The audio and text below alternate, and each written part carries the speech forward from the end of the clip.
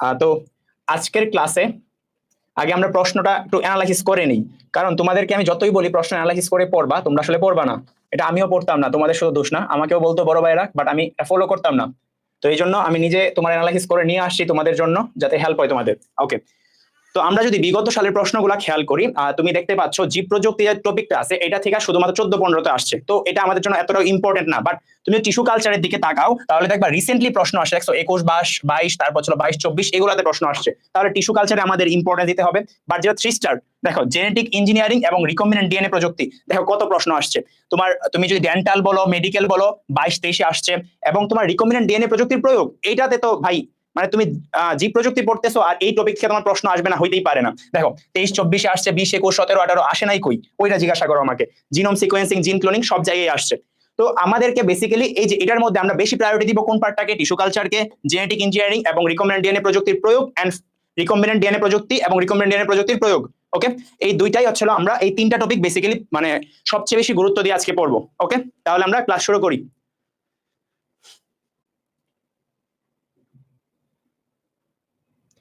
তো আজকে আমি তোমাদেরকে পড়ানোর মধ্যে যেই বই থেকে আমি বিভিন্ন তথ্য সংগ্রহ করেছি, আমি আশা করি আমার ক্লাস করার পরে তোমাদের এক্সট্রা ইনফো নিয়ে এত প্যারা খাওয়া লাগবে না। আমি মোটামুটি সবগুলা বই দেখেছি, দেখে যা যা দরকার আমি সব গুছিয়ে এনেছি। ওকে, তো ফার্স্ট অফ অল আমাদের যে টপিকটা আছে জীব প্রযুক্তি, জীব প্রযুক্তি বলতে আসলে কি বোঝায়? জীব প্রযুক্তি মানে হচ্ছে তোমার জীবন্ত উদ্ভিদ, প্রাণী এবং অণুজীব বা এদের অংশবিশেষ তুমি নিবা, ঠিক আছে, নিয়ে ওদেরকে তুমি মডিফাই করবা। কি করবা? মডিফাই করবা। তাহলে তুমি যেটা নিছো এটাকে তোমার কি করা লাগবে? উন্নত বৈশিষ্ট্য সম্পন্ন করা লাগবে। তাহলে জীবন্ত উদ্ভিদ, প্রাণী এবং হচ্ছিল অণুজীব, এদের অংশবিশেষকে নিয়ে তুমি কি করবা? উন্নত বৈশিষ্ট্য সম্পন্ন করবা।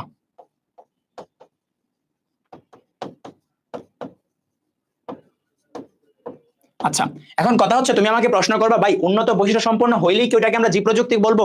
এখন তুমি কি করলা? করোনা ভাইরাস আবিষ্কার করলা, আমাকে বলো এখন আমি তোমাকে কি ভাওবা দিব যে হ্যাঁ তুমি তো জীব প্রযুক্তি করে উল্টাই ফেলছো? না, তোমার হচ্ছে উন্নত বৈশিষ্ট্য সম্পন্ন করবা, ঠিক আছে, বাট এটা অবশ্যই মানবতার কল্যাণে ব্যবহৃত হওয়া লাগবে, মানব কল্যাণে ব্যবহৃত। যদি এটা মানব কল্যাণে ব্যবহৃত না হয় তাহলে সেটাকে তুমি কি বলতে পারবা না, এটাকে জীব প্রযুক্তি বলতে পারবা না। তাহলে জীব প্রযুক্তি বলতে গেলে তোমাকে ফার্স্ট অফ অল তুমি কি করবা? মডিফাই করবা কোনো কিছু এন্ড মানব কল্যাণে ব্যবহার করার উপযোগী হওয়া লাগবে। ওকে, তো এইখানে তোমরা দুটো ছবি দেখতে পাচ্ছ। একটা ছবি হচ্ছিল কি দই, আমরা সবাই চিনি। তো দই অনেকে দেখে হয়তো প্রলোভিত হচ্ছ, তার জন্য সরি। তোমরা যদি সামনাসামনি থাকতা আমি দই অবশ্যই খাওয়াইতাম। লাইট কি কম? আমি লাইট কম না, আমি কালো হয়তো। আচ্ছা, তারপরে দেখো এটা ছিল অ্যালকোহল তৈরি। এখন তুমি বলতে পারো যে ভাই আজকের ক্লাসে আপনি এগুলা কি নিয়ে আসছেন? তুমি কি জানো মানুষ কোন কাজটা আগে শিখে? ভালো কাজ আগে শিখে না খারাপ কাজ আগে শিখে? ধরো আমি তোমাকে একটা ভালো কাজ শিখাইতেছি, এই ভাই এই চ্যাপ্টারটা পড়ো। এখন কি করলাম? এই চ্যাপ্টার না পড়াই আমি তোমাকে এরকম একটা কিছু পড়াইলাম যেটা তোমার জন্য প্রয়োজন না। আমি বললাম এটা তুমি মনে রাখবা না, এটা তোমার মনে রাখার দরকার নাই, দেখবা এটাই তোমার মনে থাকে। মানে আমাদের মানে মানুষ জীবটাই এরকম, বুঝছো, নিষিদ্ধ জিনিসের প্রতি আকর্ষণ বেশি। তো তোমাকে যদি আমি বলি যে এটা তুমি পড়ো না, তোমার এটাই মনে থাকবে। যেটা আমি তোমাকে বলবো যে পড়ো পড়ো, এটা মনে থাকে না। তো মানুষ আসলে ভালো কাজের আগে খারাপ কাজটা আগে শিখে, বুঝছো। তো এই যে অ্যালকোহল তৈরিটা, এটা হচ্ছিল তোমার আগে শিখছে মানুষ। তো সবচেয়ে প্রাচীন জীব প্রযুক্তি কোনটা? অ্যালকোহল তৈরি। ওকে, সবচেয়ে প্রাচীন কোনটা? এই যে অ্যালকোহল তৈরিটা। বাট তোমাকে যদি আমি বলি সবচেয়ে সহজ কোনটা, সবচেয়ে সহজ হচ্ছিল এই দই তৈরিটা। এটা হচ্ছিল কি সবচেয়ে সহজ। ওকে, তাহলে একটা হচ্ছে সবচেয়ে প্রাচীন আর একটা কি সবচেয়ে সহজ। ক্লিয়ার? হ্যাঁ, অন্তর ভাই সবাইকে দই খাওয়াবে। ওকে, এখন হচ্ছিল আমাদের জীব প্রযুক্তির বিভিন্ন ব্রাঞ্চ আছে, বুঝছো। তুমি প্রথমটা দেখো, প্রথম ছবিটা, এটা কি কালার তোমার কাছে? মানে তোমার যদি কালার ব্লাইন্ডনেস না থাকে তাহলে তুমি ঠিকঠাক কালার চেনার কথা, বলো তো এটা কি কালার? এটা হচ্ছে ব্লু, ঠিক না? তাহলে ব্লু বায়োটেকনোলজি কিসে ইউজ হয়? তুমি তো ছবি দেখি বলতে পারবা। ব্লু বায়োটেকনোলজি ইউজ হয় কই? জলীয় এবং সামুদ্রিক প্রয়োগ। কোথায়? জলীয় ও সামুদ্রিক প্রয়োগে। ওকে, তাহলে জলীয় এবং সামুদ্রিক প্রয়োগে ব্যবহৃত হয় কি? ব্যবহৃত হয়েছিল ব্লু বায়োটেকনোলজি। এখন হচ্ছিল গ্রিন বায়োটেকনোলজি। গ্রিন বায়োটেকনোলজি কই ব্যবহৃত হবে? তুমি তো জানো এটা ছিল কৃষি ক্ষেত্রে। কই? কৃষি ক্ষেত্রে হচ্ছিল কি গ্রিন বায়োটেকনোলজি। ক্লিয়ার? তাহলে আমাকে বলো ব্লু বায়োটেকনোলজি কোথায়? জলীয় এবং সামুদ্রিক। তুমি ছবি দেখলেই তোমার চোখে যাতে বাসে ব্লু, ব্লু বলতেই ভাই একটা স্লাইডের ছবি দেখাইছিল কিসের? সমুদ্র। ওকে, তারপর ছিল কৃষি ক্ষেত্রে সবুজ, এটা তো আমাদের নরমালি জানি। এখন দেখো যারা যারা ডিনার করো নাই, আমার স্লাইড দেখে অনেকের ক্ষুধা লাগতে পারে, তার জন্য সরি। তো এই যে এখানে তুমি কি দেখতে পাচ্ছ? খাবার দেখতে পাচ্ছ, এখানে কিছু জীবাণু দেখতে পাচ্ছ। তাহলে আমি যদি তোমাকে জিজ্ঞাসা করি জীবাণু যুদ্ধে কোন বায়োটেকনোলজি ব্যবহার করা হয়, কি বললাম? জীবাণু যুদ্ধে। তো তুমি মনে রাখবা ব্ল্যাক বায়োটেকনোলজি। কি? ব্ল্যাক। তাহলে ব্ল্যাকটা ব্যবহৃত হয় কই? জীবাণু যুদ্ধে। তাহলে ব্ল্যাক বায়োটেকনোলজি ব্যবহৃত হয় কই? জীবাণু যুদ্ধে। ওকে, তারপরে খাদ্য এবং পুষ্টিতে। কই? খাদ্য আর হচ্ছিল পুষ্টি। খাদ্য ও পুষ্টিতে কোন বায়োটেকনোলজি ব্যবহৃত হয়? হলুদ বায়োটেকনোলজি বা ইয়েলো বা কি ইয়েলো বা হলুদ বায়োটেকনোলজি। ওকে, আচ্ছা। তারপরে এই চিহ্নটা তো আমরা সবাই চিনি। এই চিহ্নটা কি? এটা হচ্ছে লাল এবং সাদা, দেখতে পাচ্ছ না? তাহলে এই চিহ্নটা হচ্ছে আমাদের কি চিকিৎসা ক্ষেত্রে ফার্স্ট এড বক্সের এই চিহ্নটা দেখতে পাও। তাহলে লাল এবং সাদা, রেড এন্ড হোয়াইট। ওকে, তো এটা হচ্ছিল তোমার কি red and white. Red and white বললে তুমি কি ইউজ করবা? Red and white. তাহলে হচ্ছিল চিকিৎসা ক্ষেত্রে। এখন তুমি আমাকে একটা প্রশ্ন করবা যে ভাই যদি আলাদা আলাদা আসে, আলাদা আলাদা আসলে আমি কি দিব? যে হচ্ছিল রেড এর ক্ষেত্রে কি হবে আর হোয়াইট এর ক্ষেত্রে কি হবে? তুমি একটা জিনিস মনে রাখবা, হোয়াইট। হোয়াইট মানে কি? হোয়াইট দিয়ে মনে রাখবা হচ্ছিল শিল্প কারখানা দেয়া মানে বিল্ডিং গুলা নর্মালি সাদা কালার হয়। এখন তুমি আমাকে বলবা যে না ভাই আমার বাসার সামনে কলকারখানা আছে, এটা সবুজ কালার। না, তুমি ইমাজিন করো যে শিল্প কারখানার বিল্ডিং গুলা কি কালার হয়ে থাকে? সাদা। তো তোমাকে যদি ডাইরেক্ট সাদা বলে, হোয়াইট বলে, তাহলে তুমি বুঝবা শিল্প কারখানা। ওকে, শিল্প ক্ষেত্রে কি বুঝবা? শিল্প ক্ষেত্রে। বাট তোমাকে যদি রেড এন্ড হোয়াইট বলে, সেই ক্ষেত্রে হচ্ছে চিকিৎসা ক্ষেত্র। ওকে, পারবা এতটুকু? তাহলে এতটুকু যদি পারো তাহলে ছিল আমরা এখন জীব প্রযুক্তির অবদান সম্পর্কে পড়ি, যে জীব প্রযুক্তির কি কি অবদান আছে। এখন কথা হচ্ছিল জীব প্রযুক্তির অবদান, তোমার এইখানে থেকে প্রশ্ন কি আসতে পারে, তোমাকে বলবে নিচের কোনটা জীব প্রযুক্তির অবদান নয়, তখন কি তোমার এখান থেকে কি আরেকটা এক্সট্রা দিতে পারে না? তো এটা মনে রাখা তোমাদের জন্য জরুরি। তো কিভাবে মনে রাখবা? আর নো টেনশন, আমি তো আছি তোমাদের মনে রাখানোর জন্য। এটা মনে রাখবা কৃষি পচে জিন দিয়ে। কি দিয়ে মনে রাখবা? কৃষি পচে জিন। কৃষি পচে জিন দিয়ে মনে রাখবা জীব প্রযুক্তির অবদান। জীব প্রযুক্তির অবদানে কি হয়েছে? কৃষি নিজেই পচে গেছে। ওকে, তাহলে কৃষি পচে কি জিন। কৃষিতে হচ্ছে কৃতে মনে রাখবা কি? কৃষি শিল্প। শীতে মনে রাখবা শিল্প ক্ষেত্রে। পতে মনে রাখবা পরিবেশ সংরক্ষণে। চেতে মনে রাখবা চিকিৎসা ক্ষেত্রে। জিনতে হচ্ছে জিন প্রযুক্তি। আর এন আছে না শেষে, এই এনতে মনে রাখবা কি? এনজাইম প্রযুক্তিতে। ওকে, তাহলে এইগুলা হচ্ছিল কি আমাদের জীব প্রযুক্তির অবদান। তাহলে জীব প্রযুক্তির অবদান কি দিয়ে মনে রাখবা? কৃষি পচে জিন। কতে হচ্ছিল কি? কৃষি, শিল্প, পরিবেশ, চিকিৎসা, জিন এবং এনজাইম প্রযুক্তি। ক্লিয়ার? আচ্ছা, আশা করি তোমরা পারবা এতটুকু। এখন এই যে আমাদের শিল্পক্ষেত্রে বললাম না, শিল্পক্ষেত্রে আমাদের একটা উদ্ভিদ আছে, যে উদ্ভিদটার নাম হচ্ছে যাত্রপা। কি নাম? যাত্রপা উদ্ভিদ। এই উদ্ভিদ থেকে বায়োডিজেল পাওয়া যায়। এটা একটু মনে রেখো, যে তোমাকে যদি প্রশ্নে আসে বায়োডিজেল পাওয়া যায় কোত্থেকে, মনে রাখবা যাত্রপা থেকে। কোত্থেকে? যাত্রপা। ক্লিয়ার? এটা মনে রেখো। এবং তোমার হচ্ছিল পরিবেশ রক্ষায়। পরিবেশ রক্ষায় কি ব্যবহৃত হয়? পরিবেশ রক্ষায় তোমার বায়ু দূষণ রোধে। বায়ু দূষণ রোধে কি ব্যবহৃত হয়? তোমার হচ্ছিল বায়ো ফিল্টার আর বায়ো সেন্সর। কি ব্যবহৃত হয়? বায়ো ফিল্টার এন্ড হচ্ছিল বায়ো সেন্সর ব্যবহৃত হয়ে থাকে। তো এইগুলো হচ্ছিল আমাদের আবুল হাসান স্যারের বইয়ে নাই, দ্যাটস ওয়াই আমি তোমাকে এগুলো লিখে লিখে পড়াইতেছি। ওকে, আচ্ছা। তারপর হচ্ছিল চিকিৎসা ক্ষেত্রে এগুলাতে ব্যবহৃত হয়। বাট এখানে তোমার আকরিক আকরিক সংরক্ষণ করা হয়, বুঝছো? আকরিক তোমার আকরিক হলে ধাতু নিষ্কাশন করা যায়, এটা হচ্ছে আমাদের শিল্প ক্ষেত্রে ব্যবহৃত হয়। সেটা কি? মেটাল লিচিং এর মাধ্যমে। প্রক্রিয়াটার নাম কি? Metal lynching. তাহলে মনে রাখবা মেটাল লিচিং এর মাধ্যমে আকরিক থেকে কি করা হয়? এর মাধ্যমে আকরিক থেকে ধাতু নিষ্কাশন করা হয়। আকরিক হতে ধাতু নিষ্কাশন করা হয়। তুমি আমাকে জিজ্ঞাসা করবা যে ভাই একটা এক্সাম্পল দেন তো, আমি তোমাকে এক্সাম্পল দিয়ে দিচ্ছি। এটা মনে রাখবা একটা তোমার হচ্ছে ব্যাকটেরিয়া ব্যবহৃত হয়, যেটার নাম হচ্ছে থিওবেসিলাস। নাম কি? থিওবেসিলাস। এই থিওবেসিলাস ব্যাকটেরিয়া ব্যবহার করা হয়। থিওবেসিলাস ব্যাকটেরিয়া ব্যবহৃত হয় কিসে? এটা ব্যবহৃত হয় কপার পাইরেট থেকে সালফার পাইতে। কি? আচ্ছা, আবুল হাসান স্যারের বইয়ে আছে, বাট এই ইনফোগুলা নাই, বুঝছো? যাত্রপা, বায়ু দূষণ রোধে, এইগুলা নাই। ওকে ভাইয়া, রেড কালার চেঞ্জ করলে ভালো হয়। ওকে, চেঞ্জ করে দিচ্ছি। আচ্ছা, তাহলে হচ্ছে তোমার এই ব্যাকটেরিয়া থেকে তুমি কি পাও? Copper pirate. আকরিক থেকে তুমি সালফার পাবা। কি পাবা? কপার পাইরেট থেকে সালফার, এটা ব্যবহার করে। ওকে, কপার পাইরেট থেকে কি পাবা? সালফার পাবা। ক্লিয়ার? ওকে, তারপর হচ্ছে বাংলাদেশে বায়োটেকনোলজি। তুমি বলতে পারো যে বাংলাদেশে কি আসলে কিছু করতে পারছে? তোমার তো একটা ধারণা যে বাংলাদেশ কিছুই পারে না। না, বাংলাদেশ কিন্তু বায়োটেকনোলজি ফিল্ডে অনেক কিছু করতে পারছে। ওকে, বাংলাদেশ বায়োটেকনোলজির ফিল্ডে অনেক কিছু করতে পারছে। আচ্ছা, তাহলে আমি রেড কালার চেঞ্জ করে দিছি, তোমাদের টেনশন নেওয়ার কোনো বিষয় না। দেখো, তো বাংলাদেশ তোমার বায়োটেকনোলজিতে কি কি করছে? সে মলিকুলার মার্কার হিসাবে কাজ করছে। কি কি? তোমার সে কয়েকটা জিনিস তৈরি করছে, যেমন হচ্ছে লবণ সহিষ্ণু ধান। লবণ সহিষ্ণু ধান তৈরি করছে বাংলাদেশ। কি? লবণ সহিষ্ণু ধান। ঠান্ডা সহিষ্ণু পাট। ঠান্ডা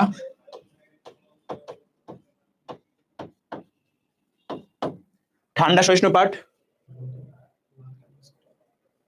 ঠান্ডা সহিষ্ণু পাট এন্ড হচ্ছিল আর কি? পতঙ্গ সহিষ্ণু ডাল। পতঙ্গ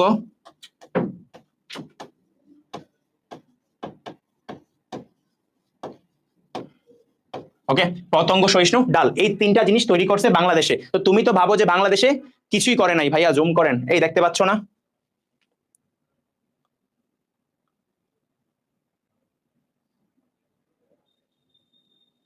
ওকে, আর কি করে, আর হচ্ছিল তোমার সিগেলা ভ্যাকসিন। এই তোমরা কি জানো? হ্যাঁ, বই বই পড়াবো, একটু ওয়াইট করো। যেই জিনিসগুলো বইয়ে নাই, বুঝছো, তুমি চিন্তা করো এই বাংলাদেশে বায়োটেকনোলজি কি কি করছে এটা তোমার বইয়ে আছে নাই? আলিম স্যারের বইয়ে আছে। এখন আমি এটা তোমাকে কি আলিম স্যারের পিডিএফ বের করলে তুমি আবার হতভম্ব খেয়ে যাবা। তো কিছু কিছু জিনিস যেগুলো তোমার হচ্ছে বাইরে আছে ওইগুলা আমি তোমাকে এখানে এখানে দেখাচ্ছি। ওকে, তারপর হচ্ছে তোমার সিগেলা ভ্যাকসিন কিসের ভ্যাকসিন বলো তো? কে কে জানো সিগেলা ভ্যাকসিন কিসের? আমাশয়, আমাশয়ের ভ্যাকসিন। ওকে, তাহলে আমাশয়ের ভ্যাকসিন বাংলাদেশে আবিষ্কার করছে, আর তুমি বলো বাংলাদেশ কিছু করে নাই? হবে। আচ্ছা, তারপর হচ্ছে তোমার সমন্বিত বালাই দমনের ক্ষেত্রে এসআইটি প্রয়োগ করছে। এখন কথা ছিল এসআইটিটা কি, আমরা একটু পরেই পড়তে পারবো। আর পাটের মধ্যে কোন পাট মনে রাখবা? তুষা পাট। কোন পাট? তুষা পাট। ওকে, তাহলে আমাদের এতটুকু ছিল। এখন আমরা ছিল বইয়ে যাব, এগুলো আমাদের বইয়ে ছিল না, দ্যাটস আমরা এখান থেকে পড়ে নিছি। ওকে, দেখো বইয়ের আমরা অনেক কিছু পড়ে ফেলছি অলরেডি। হ্যাঁ, ফার্স্ট অফ অল, আচ্ছা তুমি কি জানো বায়োটেকনোলজির ফাদারকে? বায়োটেকনোলজির ফাদার, বায়োটেকনোলজি মানে কথাটা সর্বপ্রথম ব্যবহার করছেন কে? বায়োটেকনোলজি কথাটা সর্বপ্রথম ব্যবহার করছেন বিজ্ঞানী কার্ল এরিকি। এটা কিন্তু অনেক ইম্পর্টেন্ট, বুঝছো, এটা তোমার পরীক্ষায় আসে। তাহলে বায়োটেকনোলজি শব্দটা সর্বপ্রথম ব্যবহার করছেন কে? কার্ল এরিকি। ওকে, তাহলে শব্দটা সর্বপ্রথম ব্যবহার করেন কার্ল এরিকি। এটা কোত্থেকে আসে? শব্দটা দুইটা শব্দ, বায়োলজি এবং টেকনোলজি। বায়োলজির মধ্যে টেকনোলজি প্রয়োগ করছো। ওকে, আচ্ছা, তো এখন হচ্ছিল তোমার এটার মধ্যে আমরা অলরেডি পড়ছি না সবচেয়ে সহজ কোনটা? সবচেয়ে সহজ ছিল দই তৈরি করা, যেটা তোমাদেরকে অন্তর ভাইয়া খাওয়াবে বগুড়া থেকে এনে। এন্ড হচ্ছিল অ্যালকোহল তৈরিটা ছিল কি সবচেয়ে প্রাচীন জীব প্রযুক্তি। দেখছো, মানুষ খারাপ কাজটা আগে শিখে আমরা জানি। তারপর হচ্ছে দেখো বায়োটেকনোলজি এখানে কয়টা দিচ্ছে? তিনটা, বাট আমরা কি অনেকগুলা পড়ছি। ওকে, আচ্ছা, তারপরে হচ্ছিল আমাদের জীব প্রযুক্তি। জীব প্রযুক্তি কি দেখো, ব্যবহার উপযোগী উন্নত বৈশিষ্ট্য হওয়া লাগবে এবং অবশ্যই কি মানবতার কল্যাণে, না হলে এটাকে আমরা কি বলবো না? জীব প্রযুক্তি বলবো না। জীব প্রযুক্তির প্রয়োগ, এই যে কৃষি প্রসেসিং, এখানে দেখো আমরা যাত্রা বা উদ্ভিদ পড়লাম, বায়োডিজেল, বায়োসেন্সর, এগুলো কিছুই লেখে নাই, বাট ওইগুলো আমরা পড়ে ফেলছি। আচ্ছা, টিস্যু কালচার জিনিসটা আসলে কি? দেখো, টিস্যু কালচার জিনিসটা ছিল তোমার ধরো একটা তুমি উদ্ভিদ আছে। ওকে, এটা হচ্ছে একটা উদ্ভিদ। তাহলে তুমি এই উদ্ভিদ থেকে কি করলা? একটা অংশ নিলা। অবশ্যই অংশটা কি হওয়া লাগবে? বিভাজনক্ষম। তারপর এই অংশটা থেকে তুমি কি করবা? আরো অনেকগুলা উদ্ভিদ বানায় ফেলবা। এই যে সিম্পল প্রসেসটা, এটাকে কি বলা হয়? Tissue culture. তাহলে তুমি টিস্যুটাকে নিলা, এই যে টিস্যুটাকে পৃথক করলা, এই টিস্যুটাকে তুমি কি করবা? কালচার করবা। এটা কি বলা হয়? Tissue culture. ওকে, আচ্ছা, তাহলে আমরা এখানে দেখি। তো ফার্স্ট অফ অল যে এই টিস্যু কালচার, আচ্ছা এখানে তোমার কয়েকটা ওয়ার্ড ইউজ করছে, যেমন হচ্ছে টোটিপোটেন্সি। টোটিপোটেন্সি আমরা কোন চ্যাপ্টারে পড়ছি? আমরা হাইড্রা চ্যাপ্টারে পড়ছি। এই আরো জুম করব, এই তোমরা কি এটাও দেখতে পাচ্ছ না? কি বলো? ওকে,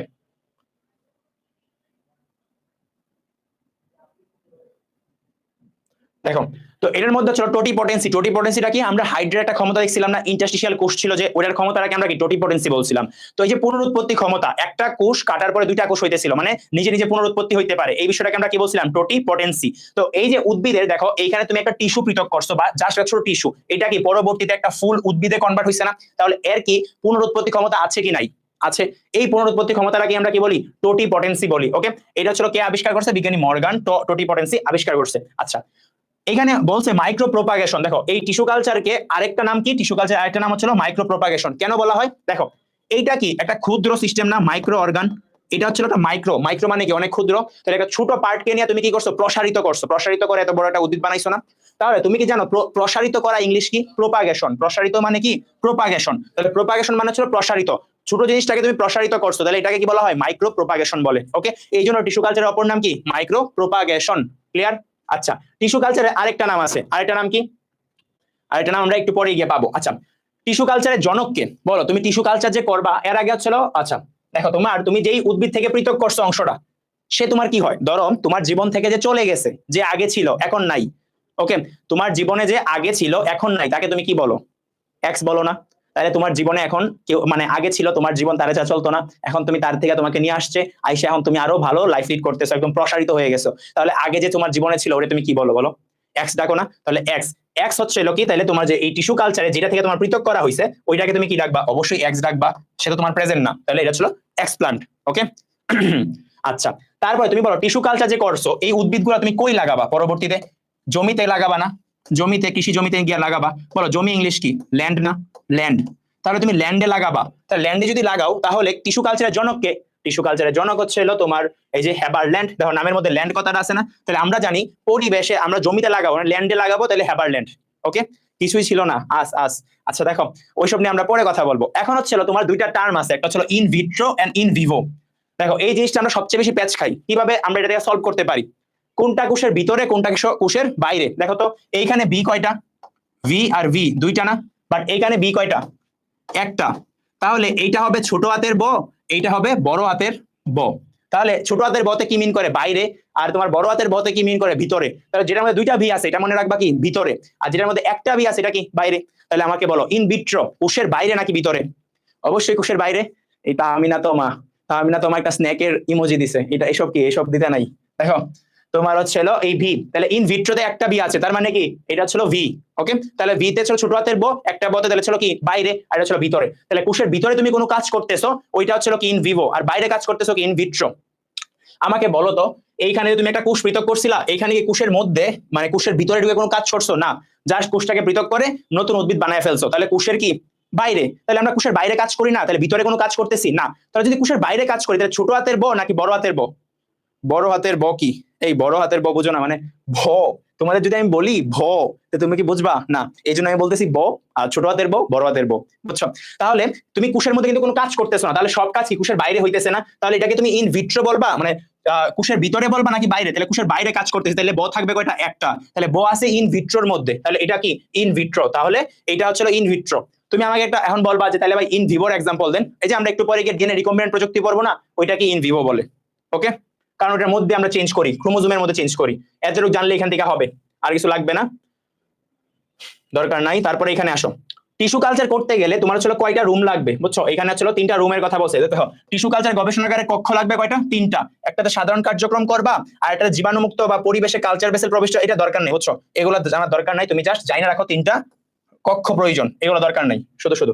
আচ্ছা, তারপরে এখানে তোমার দেখো কিছু তোমার টেম্পারেচার কিছু মুখস্থ করা লাগবে। ওকে, হ্যাঁ রায়হান বুঝতে পারছো, ভেরি গুড। দেখো এটা তুমি কিভাবে মুখস্থ করবা, আমি তোমাকে হেল্প করব। তো এটাতে তোমার হচ্ছিল, তোমার ধরো গরম বায়ু ওভেন, একটা যন্ত্র আছে নাম কি? গরম বায়ু ওভেন। এই গরম বায়ু ওভেনের ক্ষেত্রে কত টেম্পারেচার? আচ্ছা, গরম বায়ু ওভেন না? আচ্ছা, এটার মধ্যে দেখো তো কি আছে? এই ওভেনের মধ্যে ভ আছে না? এটা দেখতে কিসের মতো?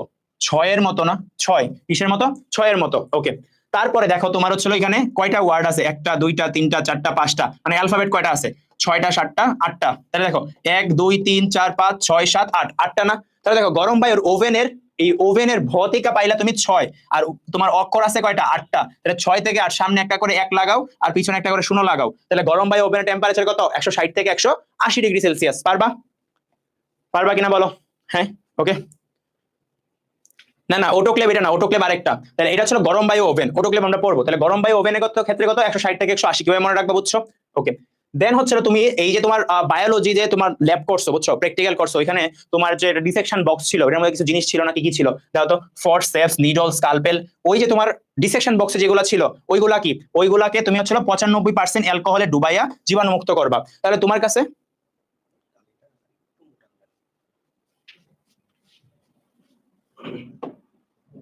আচ্ছা, তাহলে এখানে কি দেখো, এখানে হচ্ছে তোমার 95% অ্যালকোহলে, এই তোমরা মনোযোগী থাকলে আরো মারাত্মক টেকনিক পাবা। এখানে শেষ না, মাত্র তো শুরু, পিকচার আবি বাকি হে। দেখো তাহলে তোমার হচ্ছে 95%, তাহলে তুমি যে তুমি যেই তোমার হচ্ছে বায়োলজিক্যাল যে ডিসেকশন বক্সে যেগুলো থাকবে ওইগুলা কি করবা? ওইগুলো হচ্ছে 95% অ্যালকোহল ইউজ করবা। ক্লিয়ার? আচ্ছা, এখন হচ্ছে তাহলে এতটুকু তুমি মনে রাখলা। দেন টিস্যু কালচারের প্রকারভেদ, বিভিন্ন ক্লাসিফিকেশন আছে, এর মধ্যে কি কি এই অটোক্লেভ আমরা পড়বো, একটু ধৈর্য ধরো না।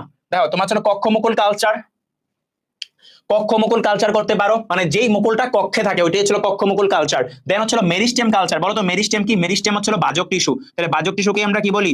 মেরিস্টেম বলি না? তাহলে বাজক টিস্যু কালচার। ওকে, তারপর হচ্ছে মাইক্রো প্রোপাগেশন, মানে কি? ক্ষুদ্র জিনিসকে প্রসারিত করলা। ওকে, দেন হচ্ছে তোমার ক্যালাস কালচার। ক্যালাস মানে কি? এই আমাদের ক্ষেত্রে প্রথমে হচ্ছে যে জাইগোটটা শুক্রাণু ডিম্বাণু মিলিত হওয়ার পরে জাইগোটটা পরবর্তীতে কি হয়? জাইগোটটা মিলে মরুলা, ব্লাস্টুলা হয় না? এদের ক্ষেত্রে তোমার প্রথমে যে কোষটা আছে এটা যদি মানে অধিক কোষ সম্পন্ন একটা কোষপুঞ্জ হয়, এটাকে আমরা কি বলি? এটাকে আমরা বলি হচ্ছিল ক্যালাস। আরো জুম করব। এই তোমাদের চোখে সমস্যা নাকি আমার চোখে সমস্যা? আমি আসলে বুঝতেছি না। আচ্ছা, করলাম জুম। দেখো তাহলে এই এখন তো বুঝতেছো নাকি?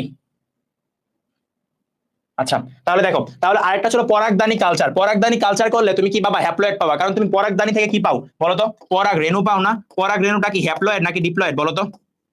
হ্যাপ্লয়েড নাকি ডিপ্লয়েড? অবশ্যই এটা কি হ্যাপ্লয়েড। তাহলে তুমি এটা কালচার করলে কি পাবা? এটা কালচার করলে এটা কালচার করলে তুমি হ্যাপ্লয়েড পাবা। ওকে, হ্যাপ্লয়েড উদ্ভিদ পাবা। এই দেখো বলছে হ্যাপ্লয়েড উদ্ভিদ উৎপাদন হয়। ওকে, আচ্ছা, তাহলে এইগুলা ছিল আমাদের ক্লাসিফিকেশনের মধ্যে, বাট এই সবগুলা কি মুখস্থ করা লাগবে না, জাস্ট রিডিং দিয়ে রাখো। তারপরে একটা বলছে প্রোটোপ্লাস্ট কালচার, এগুলো সম্পর্কে আমরা একটু পরে বিস্তারিত দেখবো। আচ্ছা, টিস্যু কালচার প্রযুক্তি কি ধাপ আছে? দেখো তুমি প্রথমত কি করা লাগবে, তোমাকে প্রথমত করা লাগবে কি, প্রথমত হচ্ছে তোমাকে একটা উদ্ভিদ সিলেক্ট করা লাগবে, এটা থেকে তুমি একটা স্পেসিফিক অংশ কালেক্ট করবা। নাকি তুমি টিস্যু কালচার করো, তুমি চিত্র দিকে তাকাও, চিত্র দিকে কি বলছেন, তোমাকে ফার্স্ট অফ অল একটা তোমার উদ্ভিদ থেকে তুমি একটা টিস্যু আলাদা করবা, এটার নাম কি, যে তোমার জীবন থেকে চলে গেছে তাকে তুমি কি ডাকো? হ্যাঁ, এখন অনেকে স্ন্যাক বলবা না, স্ন্যাক না, আমরা তো এক্স ডাকি, তাহলে হচ্ছিল এক্স, এক্স হচ্ছিল কি এক্স প্লান্ট, তাহলে তুমি প্রথমে কি করবা, এক্স প্লান্ট নির্বাচন করবা। হ্যাঁ করলা। এখন কথা হচ্ছিল যেই কোষটা একটা জীবন্ত উদ্ভিদের মধ্যে বাঁচতো, এইটা কি এখন তুমি বাইরে নিয়ে গেলে যে কোনো জায়গায় বাঁচতে পারবে? না, বাঁচতে পারবে না। তাহলে তোমার কি করতে হবে, তাহলে কি করতে হবে, তাহলে হচ্ছে তোমার একটা মিডিয়াম তৈরি করা লাগবে না, যেটা যেখানে এটা থাকতে পারবে, তাহলে ওই মিডিয়ামটা লাগবে। ওকে, তাহলে মিডিয়ামটা কি, মিডিয়ামটা হচ্ছে দেখো মিডিয়ামের ক্ষেত্রে কি, মিডিয়ামের ক্ষেত্রে তোমার কি কি তৈরি করা লাগে, একটা কালচার মিডিয়াম লাগবে। এই কালচার মিডিয়ামে তুমি কি করবা, পরবর্তী এটা নিয়ে স্থাপন করবা, কারণ তোমার স্থাপন করার জন্য একটা উপযুক্ত মাধ্যম লাগবে। ওকে, তাহলে তুমি কি করবা, একটা কালচার মিডিয়াম স্থাপন করবা। কালচার মিডিয়ামে আমরা জানি একটা উদ্ভিদের অত্যাবশ্যকীয় মৌল কয়টা বলো, 17টা অত্যাবশ্যকীয় মৌল আছে। এই 17টা অত্যাবশ্যকীয় মৌলকে আবার আমরা দুই ভাগে ভাগ করছিলাম না, কি কি, ম্যাক্রো আর হচ্ছিল কি মাইক্রো।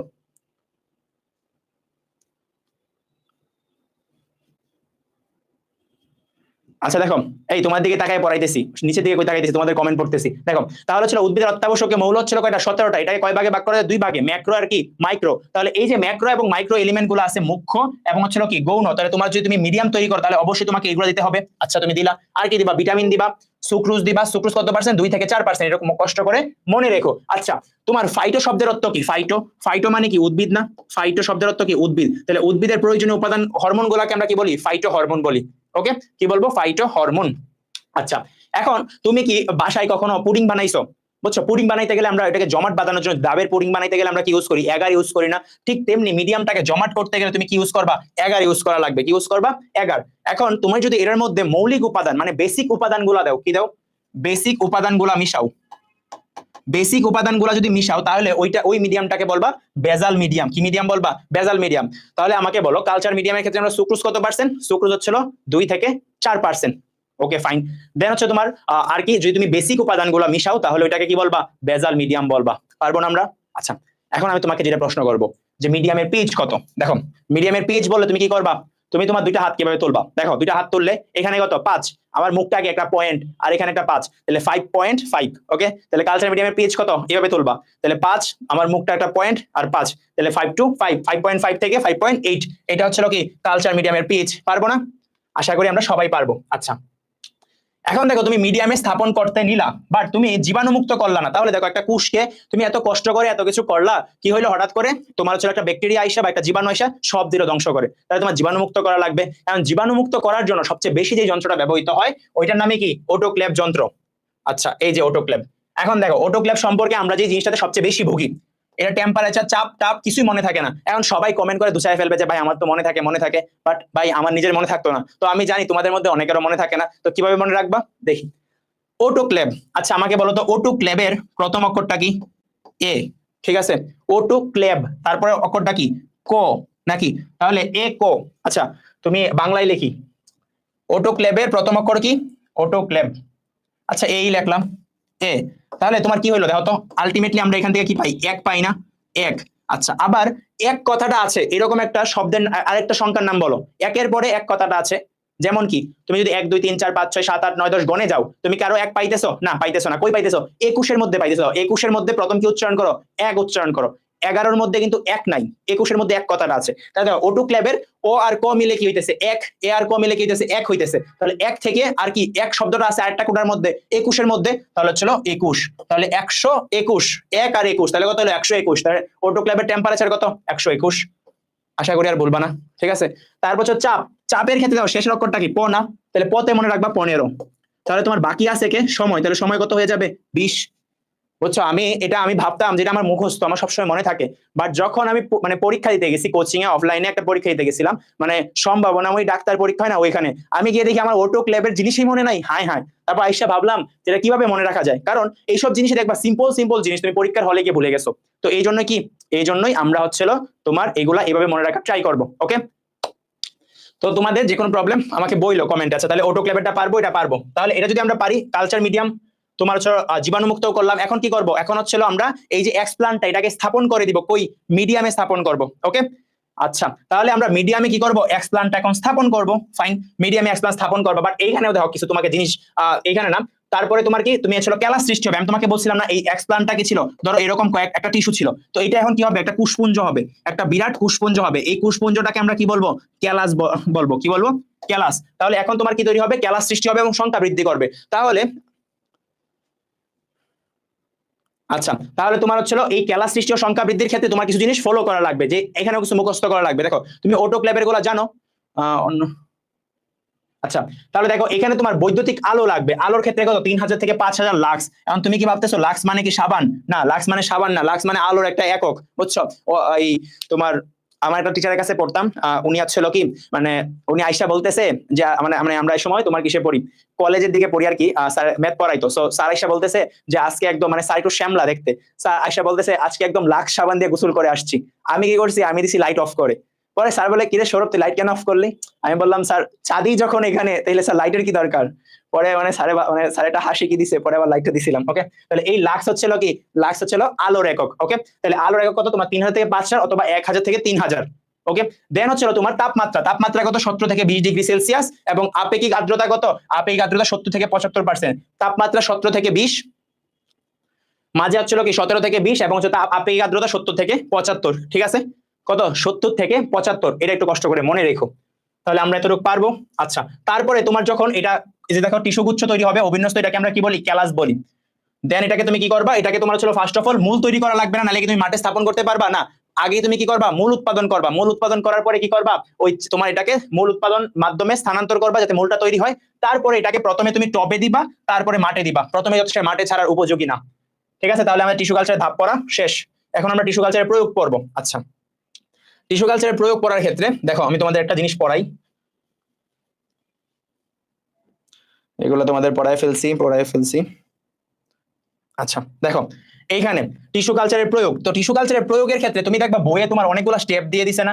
এখন এই স্টেপগুলোর নামগুলা আমার মনে হয়, পার্সোনালি আমি মনে করি নামগুলা স্যার কি কারিনা কাপুর, এই কারিনা কাপুর কি আলো ছড়ায়, কি কমেন্ট করে, কারিনা কাপুরকে আমি চিনি না। দেখো, তো তোমার হচ্ছে টিস্যু কালচারের প্রয়োগ। তো টিস্যু কালচারের প্রয়োগের ক্ষেত্রে তোমার দেখো এখানে তোমার 17-18টার মতো স্টেপ ছিল না। তো এই স্টেপের মধ্যে তোমার স্টেপের নামগুলা কি মুখস্থ করা দরকার? আমার মনে হয়, কেন জানি এগুলো থেকে প্রশ্ন আসলেও আসতে পারে। তোমাকে বলতে পারে না নিচের কোনটা টিস্যু কালচারের প্রয়োগ না, নিচের কোনটা টিস্যু কালচারের প্রয়োগ না, তাহলে তোমার কি করবে, তিনটা এখান থেকে তিনটা দিবে, একটা দিবে ডিএনএ রিকম্বিনেন্ট থেকে। তাহলে কি, তো আমাদের হচ্ছিল এখান থেকে তোমার হচ্ছিল আমরা এই নামগুলো মুখস্থ করা ট্রাই করবো। তো কিভাবে, টিস্যু কালচারের প্রয়োগ মনে রাখবা, কৃপণ বৃদ্ধার চারা রোগ বিলুপ্ত। ধরো একটা কৃপণ বৃদ্ধ আছে, তার একটা রোগ হয়েছে, নাম কি, চারা রোগ, তার চারা রোগ বিলুপ্ত। তারপরে আরো দুটা মেয়ে আছে বুঝছো, বান্ধবী, হুমায়রা আর বৃষ্টি। তো হুমা ও বৃষ্টি প্রোটেকশন নিয়ে, মানে ছাতা নিয়ে ট্রান্সফার হয়ে বলে হ্যাপি ক্রিসমাস। ওকে, তো তোমার হচ্ছিল কি করছে, রাস্তা পার হইছে, ট্রান্সফার হইছে, বা ধরো এক জায়গা থেকে আরেক জায়গায় ট্রান্সফার হইছে। তারপরে কি বলছে, হ্যাপি ক্রিসমাস। আচ্ছা, কোয়েশ্চেন, হ্যাঁ এটা আমার ছিল পড়ানোর মাঝে মাঝে কোয়েশ্চেন ধরে, এটা আমার বদ অভ্যাস, ধরবো তোমরা একটু একটু পরেই বুঝতে পারবা যে প্রশ্ন কি পরিমাণ ধরি। দেখবা যে হঠাৎ করে তোমাদের মনোযোগ আছে কিনা, এটা আমি চেক করবো যে কার কার মনোযোগ আছে। আচ্ছা, প্রথমত হচ্ছিল কৃপণতে কি বুঝাইছি, কৃত্রিম প্রজনন। কৃপণতে কি, তাহলে কৃত্রিম প্রজননে কার ভূমিকা আছে, এই টিস্যু কালচারের ভূমিকা আছে। তারপর ছিল বৃদ্ধার প্রজনন। তারপর বৃদ্ধার্থে মনে রাখবা কি, ভ্রূণ উদ্ধার। তারপর হচ্ছে চারা রোগ বিলুপ্ত। চারাতে মনে রাখবা অল্প সময়ে অধিক চারা, অল্প সময়ে অধিক চারা।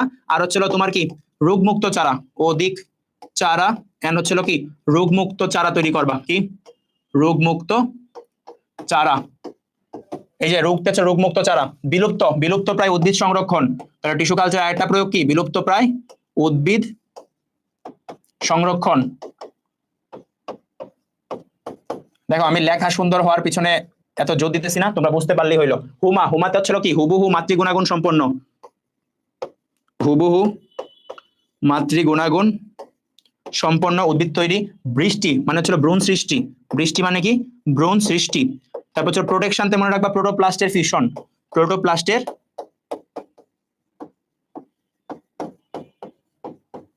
ফিউশন। তারপর হচ্ছে তোমার ওই ট্রান্সফার, তো এটা মনে রাখবা ট্রান্সজেনিক উদ্ভিদ, কি উদ্ভিদ, ট্রান্সজেনিক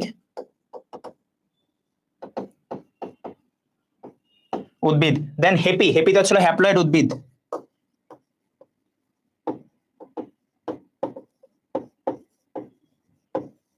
তারপর ছিল কৃষ্ণতে মনে রাখবা হচ্ছিল তোমার ক্যালাস সৃষ্টি। আর মাসতে হচ্ছিল কি, মেরিস্টেম কালচার। ওকে, তাহলে সবগুলো ধাপ মনে থাকবে আশা করি। তাহলে আমরা এইভাবে সবগুলো ধাপ মনে রাখতে পারি। তাহলে তোমার যদি পরীক্ষায় আসে নিচের কোনটা টিস্যু কালচারের প্রয়োগ, না পারবা না, আশা করি সবাই পারবা। ওকে, তাহলে আমরা আবার ওই বইয়ে ফিরে যাই। এখন আমরা রেগুলার এক্সাম্পল গুলো পড়তে হবে। দেখো, প্রথমত হচ্ছে হুবহু মাতৃগুণাগুণ সম্পন্ন, এটার ক্ষেত্রে তুমি জাস্ট মনে রাখবা তুজা এবং সাগর কলা। কি তুজা এবং সাগর কলা? আচ্ছা, এখানে তোমার কিছু নাই। দেন এখানে আসো রোগমুক্ত চারা, এই নামগুলো আমরা অলরেডি পড়ে ফেলছি। জাস্ট এটা মনে রাখো, প্রোটোপ্লাস্টে যদি ফিউশন আসে, কি প্রোটোপ্লাস্টের ফিউশন, সেই ক্ষেত্রে আমাদের কি একটা এক্সাম্পল আছে, পোমেটো। দেখো এটা হচ্ছে এখানে এই পেজটা নাই আমাদের পিডিএফ এ, তো এটা আমরা এখান থেকে পড়ে ফেলি। দাঁড়াও, আমি এর জন্য এখানে নিয়ে আসছি। আচ্ছা, এই ক্লিয়ারলি দেখা যাইতেছে? দেখো, এটা হচ্ছে থুজা এবং সাগর কলা, তারপর হচ্ছে রোগমুক্ত চারা, এখানে দরকার নাই। দেখো, তো এই যে তোমার হচ্ছে প্রোটোপ্লাস্টের যে মিলন, এটাকে আমরা কি বলি, তোমার হচ্ছে সাইটোপ্লাজমের, জুম করে নিই। দেখো, তোমার সাইটোপ্লাজমের যে মিলন ঘটে, এই সাইটোপ্লাজমের মিলনটাকে আমরা কি বলি, মিলনের মাধ্যমে যেটা তৈরি হয় এটাকে আমরা সাইব্রিড বলি। কি বলি? সাইব্রিড। তাহলে সাইটোপ্লাজমের মিলনকে আমরা কি বলি? সাইব্রিড বলি। ওকে, আচ্ছা, তাহলে এই যে এটার একটা এক্সাম্পল আছে, আলু এবং টমেটো কি মিলে, আলু এবং টমেটো মিলে কি হইছে, পমেটো। আলু এবং টমেটো মিলে পমেটো। ধরো একটা উদ্ভিদ যেটা তোমার ছিল উপরে হইতেছে টমেটো আর নিচে হইতেছে কি আলু। এই বলো তো, আলু কি মূল না কাণ্ড? দেখি কে কে পারো, আলু মূল না কাণ্ড? আচ্ছা, তাহলে এতটুকু আমাদের জানা লাগবে। আলু এবং টমেটো হচ্ছিল কিসের, এটা হচ্ছে তোমার পমেটো। তারপর দেখো মেরিস্টেম কালচার। কি মেরিস্টেম কালচার? মেরিস্টেম কালচার মানে কি, বাজক টিস্যু কালচার। কি কালচার? বাজক টিস্যু কালচার।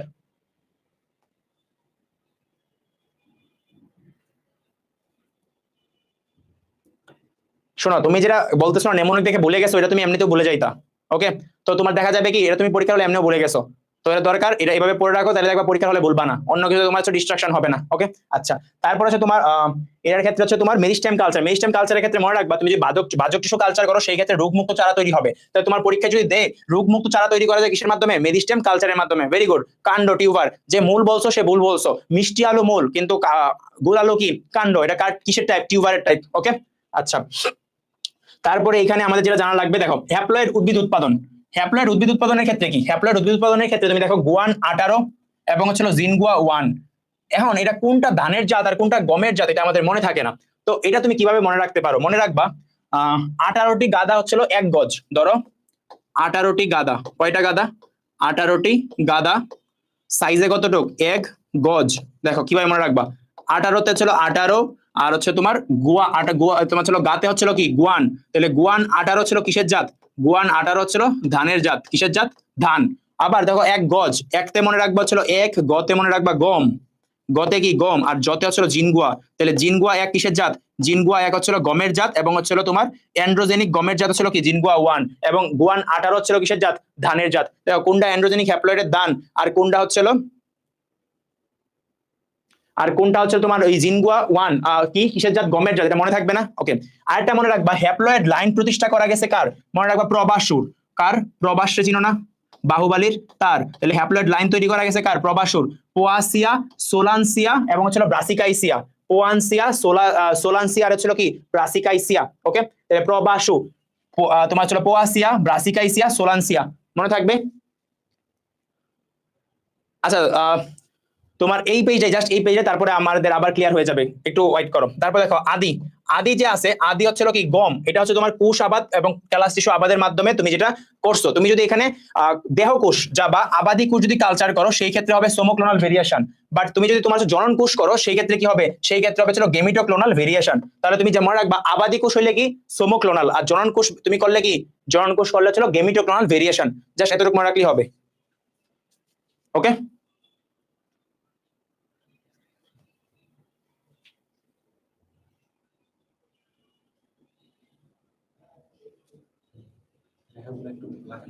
এটা এই পেজটাতে সমস্যা, বাকি বলতে হবে। আচ্ছা, তারপর হচ্ছে তোমার এতটুক। দেন হচ্ছে এখানে তোমার বলছে কি ট্রান্সজেনিক উদ্ভিদ তৈরি। কি ট্রান্সজেনিক উদ্ভিদ, ট্রান্সজেনিক উদ্ভিদের কি কি এক্সাম্পল আছে দেখো তো, আলু, তারপর হচ্ছে তোমার টমেটো, তামাক, আর হচ্ছে তুলা, সয়াবিন, স্বর্ণদান। এগুলো তুমি কেমনে মনে রাখবা, এগুলো মনে রাখবা 108 দিয়ে। ট্রান্সজেনিক উদ্ভিদগুলো আমরা মনে রাখতে পারি কি দিয়ে, 108। 108 মানে কি, শতে হচ্ছে স্বর্ণদান, ততে তামাক, আতে আলু, টতে টমেটো, আর কি বাদ গেছে আমাদের, টমেটো, সয়াবিন, শতে আবার কি সয়াবিন, স্বর্ণদান। ক্লিয়ার? আচ্ছা, তারপর হচ্ছে আমাদের ভ্রূণ উদ্ধারের ক্ষেত্রে দেখবা, এবং হচ্ছে দেহজ ভ্রূণ সৃষ্টি। দেহজ ভ্রূণ সৃষ্টিটা আমাদের মেডিকেলে আসছিল, বাট একটু উল্টা ভাবে আসছে। দেহজ মানে কি, সোমাটিক না, সোমাটিক। ওকে, বলো ভ্রূণ সৃষ্টিকে বলা হয় কি, এমব্রায়োজেনেসিস। কি বলি, এমব্রায়ো জেনেসিস। ওকে, তাহলে সোমাটিক এমব্রায়োজেনেসিস এক্সাম্পল কি? গাজর এবং আলফা আলফা। কি? গাজর আর হচ্ছিল আলফা আলফা। ঠিক আছে,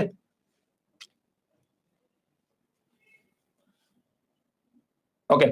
এখন হচ্ছিল আরেকটা তোমার কি দিছে, বৈদেশিক মুদ্রা অর্জন। তোমার বৈদেশিক মুদ্রা অর্জন করা সম্ভব হয়েছে কিভাবে? তোমার যেই উদ্ভিদটা আমাদের দেশে তৈরি করা সম্ভব না, ধরো তোমার কোন যেটা আমাদের রপ্তানি করে আমদানি করে আনতে হয়, ওইটা যদি কোনোভাবে আমাদের পরিবেশের উপযোগী করে তুলতে পারি, তাহলে কি আমাদের দেশে কালচার করা সম্ভব? তখন হচ্ছিল এটা কি আমাদের জন্য আরো বেশি অ্যাভেলেবল হবে, বৈদেশিক মুদ্রা অর্জন করতে পারবো, বাইরে আমরা কি করতে পারবো, তোমার হচ্ছিল রপ্তানিও করতে পারবো। ওকে, ঠিক তেমনি মালয়েশিয়ার মধ্যে কি করছে, অয়েল পামের টিস্যু কালচার করছে, এই জন্য তোমার হচ্ছিল পাম তেল কি করে বিভিন্ন দেশে তারা রপ্তানি করতে পারে। ক্লিয়ার? এটা মনে রাখবা। তারপরে এখানে আমাদের এইগুলা কিছু লাগবে না, এইগুলা পড়ার দরকার নেই। এখানে দেখো, শীত প্রধান দেশে কি তৈরি করা? শীত প্রধান দেশে স্ট্রবেরি। স্ট্রবেরি কি শীত প্রধান দেশ না? কিন্তু বর্তমানে দেখবা বাংলাদেশে স্ট্রবেরি অ্যাভেলেবল। আমি ওই দিন তোমার নিউ মার্কেট গেলাম, দেখলাম যে এত সস্তা স্ট্রবেরি, আমি তো জাস্ট শক যে এত সস্তা স্ট্রবেরি কেমনে হয়। দেন আমার মনে পড়লো যে এত টিস্যু কালচার করে বাংলাদেশে অ্যাভেলেবল, বুঝছো? আচ্ছা, তাহলে এটা হচ্ছিল বাংলাদেশে এখন কি করা হইতেছে, বাংলাদেশে মাঠ পর্যায়ে তৈরি মানে চাষ করা সম্ভব হয়েছে কিসের জন্য? টিস্যু কালচারের জন্য। এটা মনে রাখবা।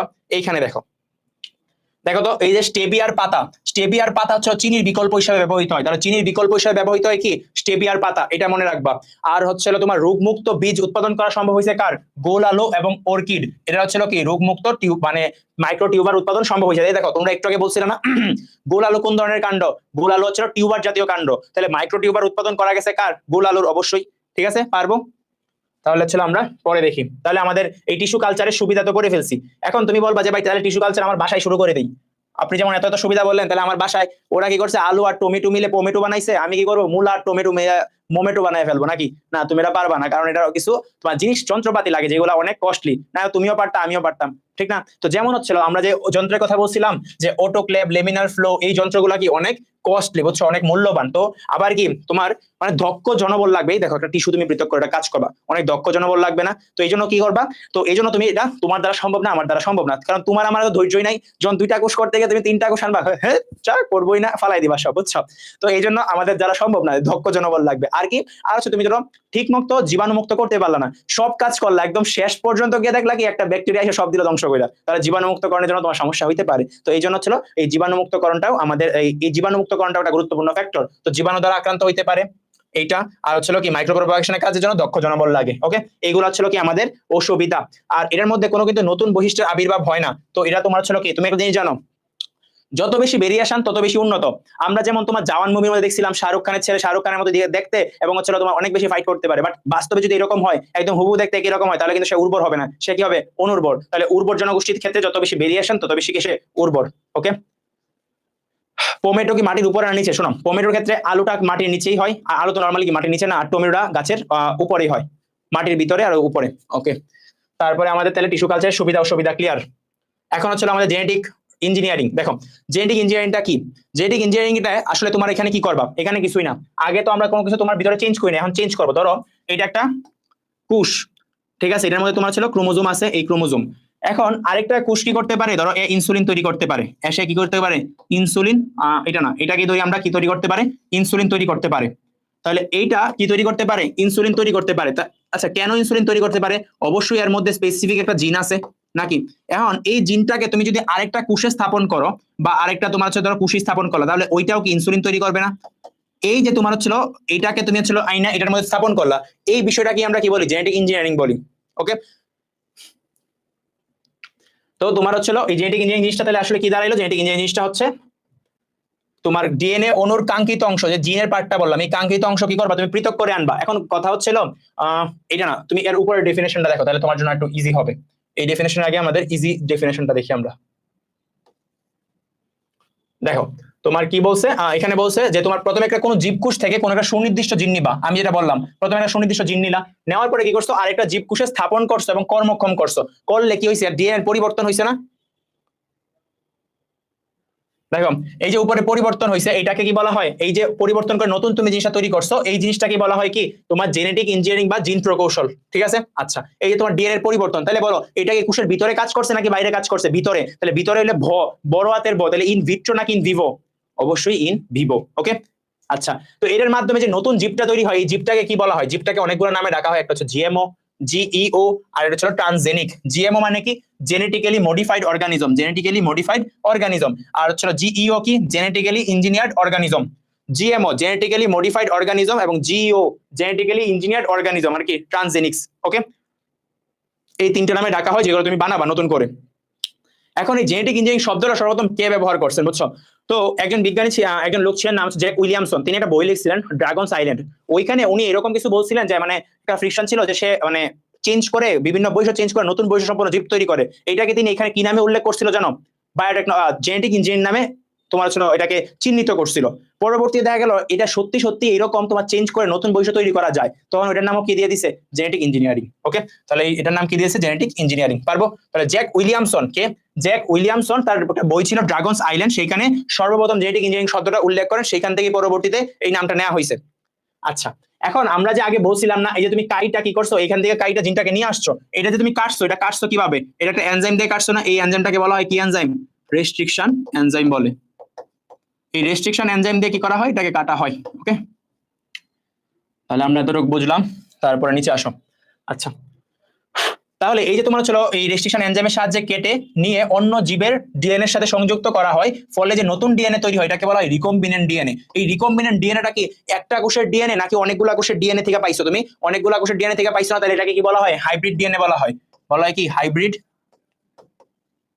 ডিএনএ বলা হয়। ওকে, আচ্ছা, তারপর এই রিকম্বিনেন্ট ডিএনএ যেই টেকনোলজি প্রয়োগ করা হয় ওটাকে রিকম্বিনেন্ট ডিএনএ টেকনোলজি বলে। ক্লিয়ার?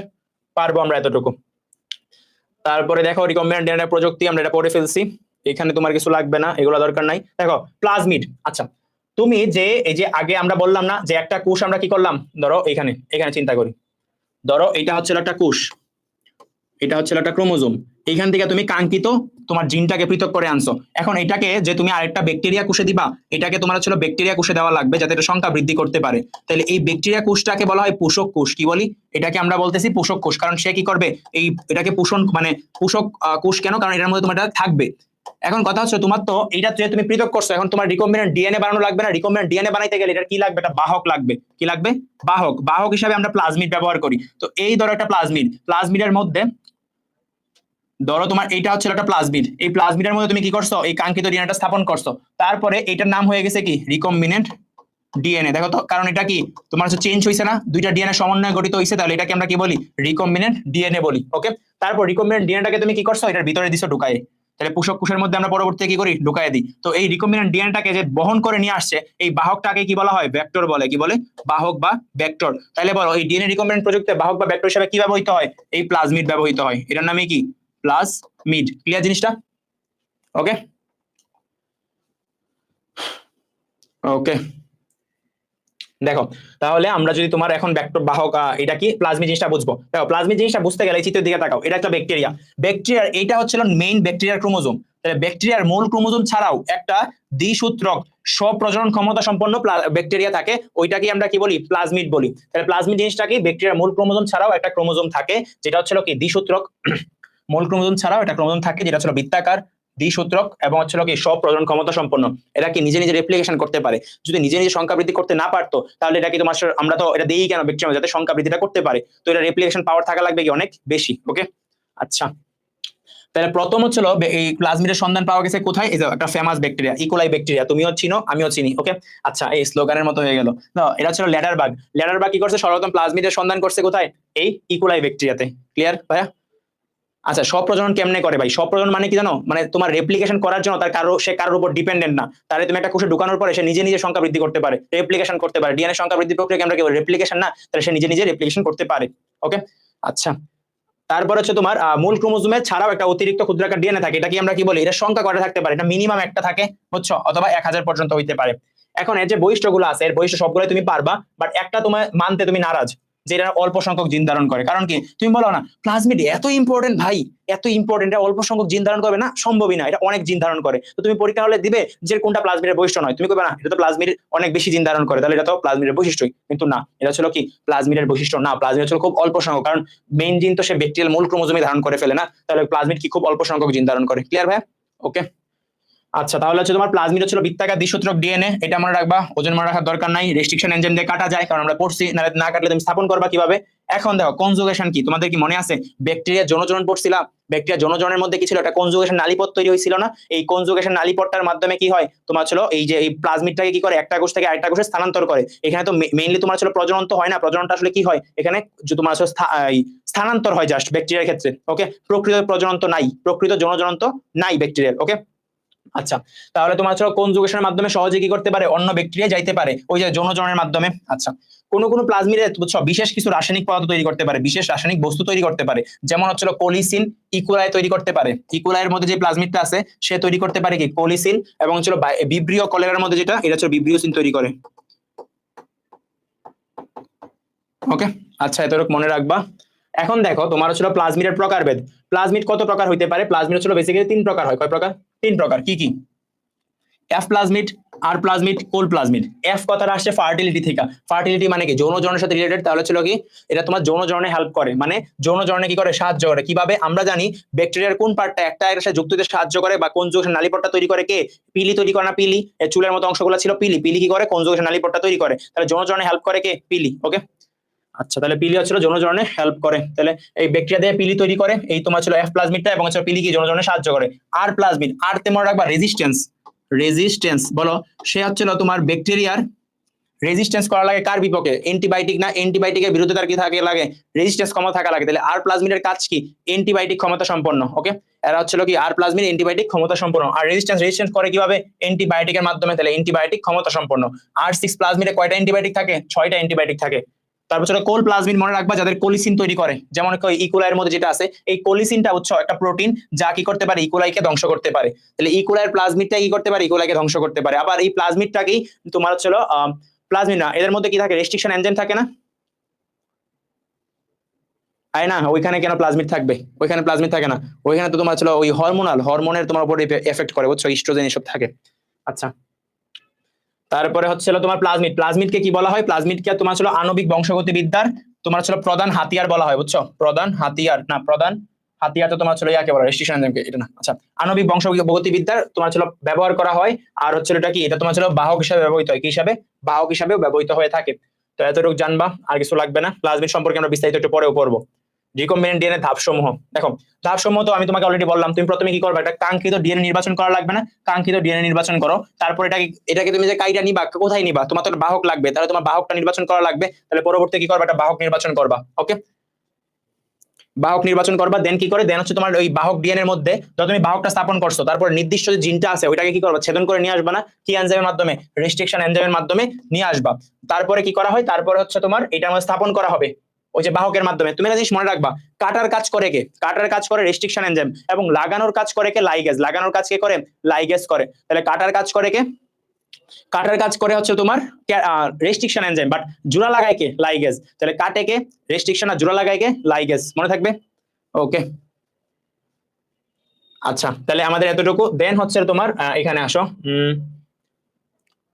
ওকে, তারপর তোমার এই ছেদনকৃত ডিএনএ খন্ডসমূহ লাইগেজ এনজাইমের মাধ্যমে লাগানো হয়। লাগানোর কাজ করে কি? লাইগেজ। তারপর এটাকে তুমি কি করবা? পোষক কোষে দিবা। পোষক কোষ হিসেবে নরমালি কি ব্যবহার করা হয়? ইকোলাই ব্যবহার করা হয়। আর রিকম্বিনেন্ট ডিএনএ যদি তুমি যদি বাহক হিসেবে টিআই প্লাজমিড ব্যবহার করো, দেখো তুমি প্লাজমিড ব্যবহার করছো, ওকে, বাট তুমি যদি টিআই প্লাজমিড ব্যবহার করো, সেই ক্ষেত্রে কি হবে?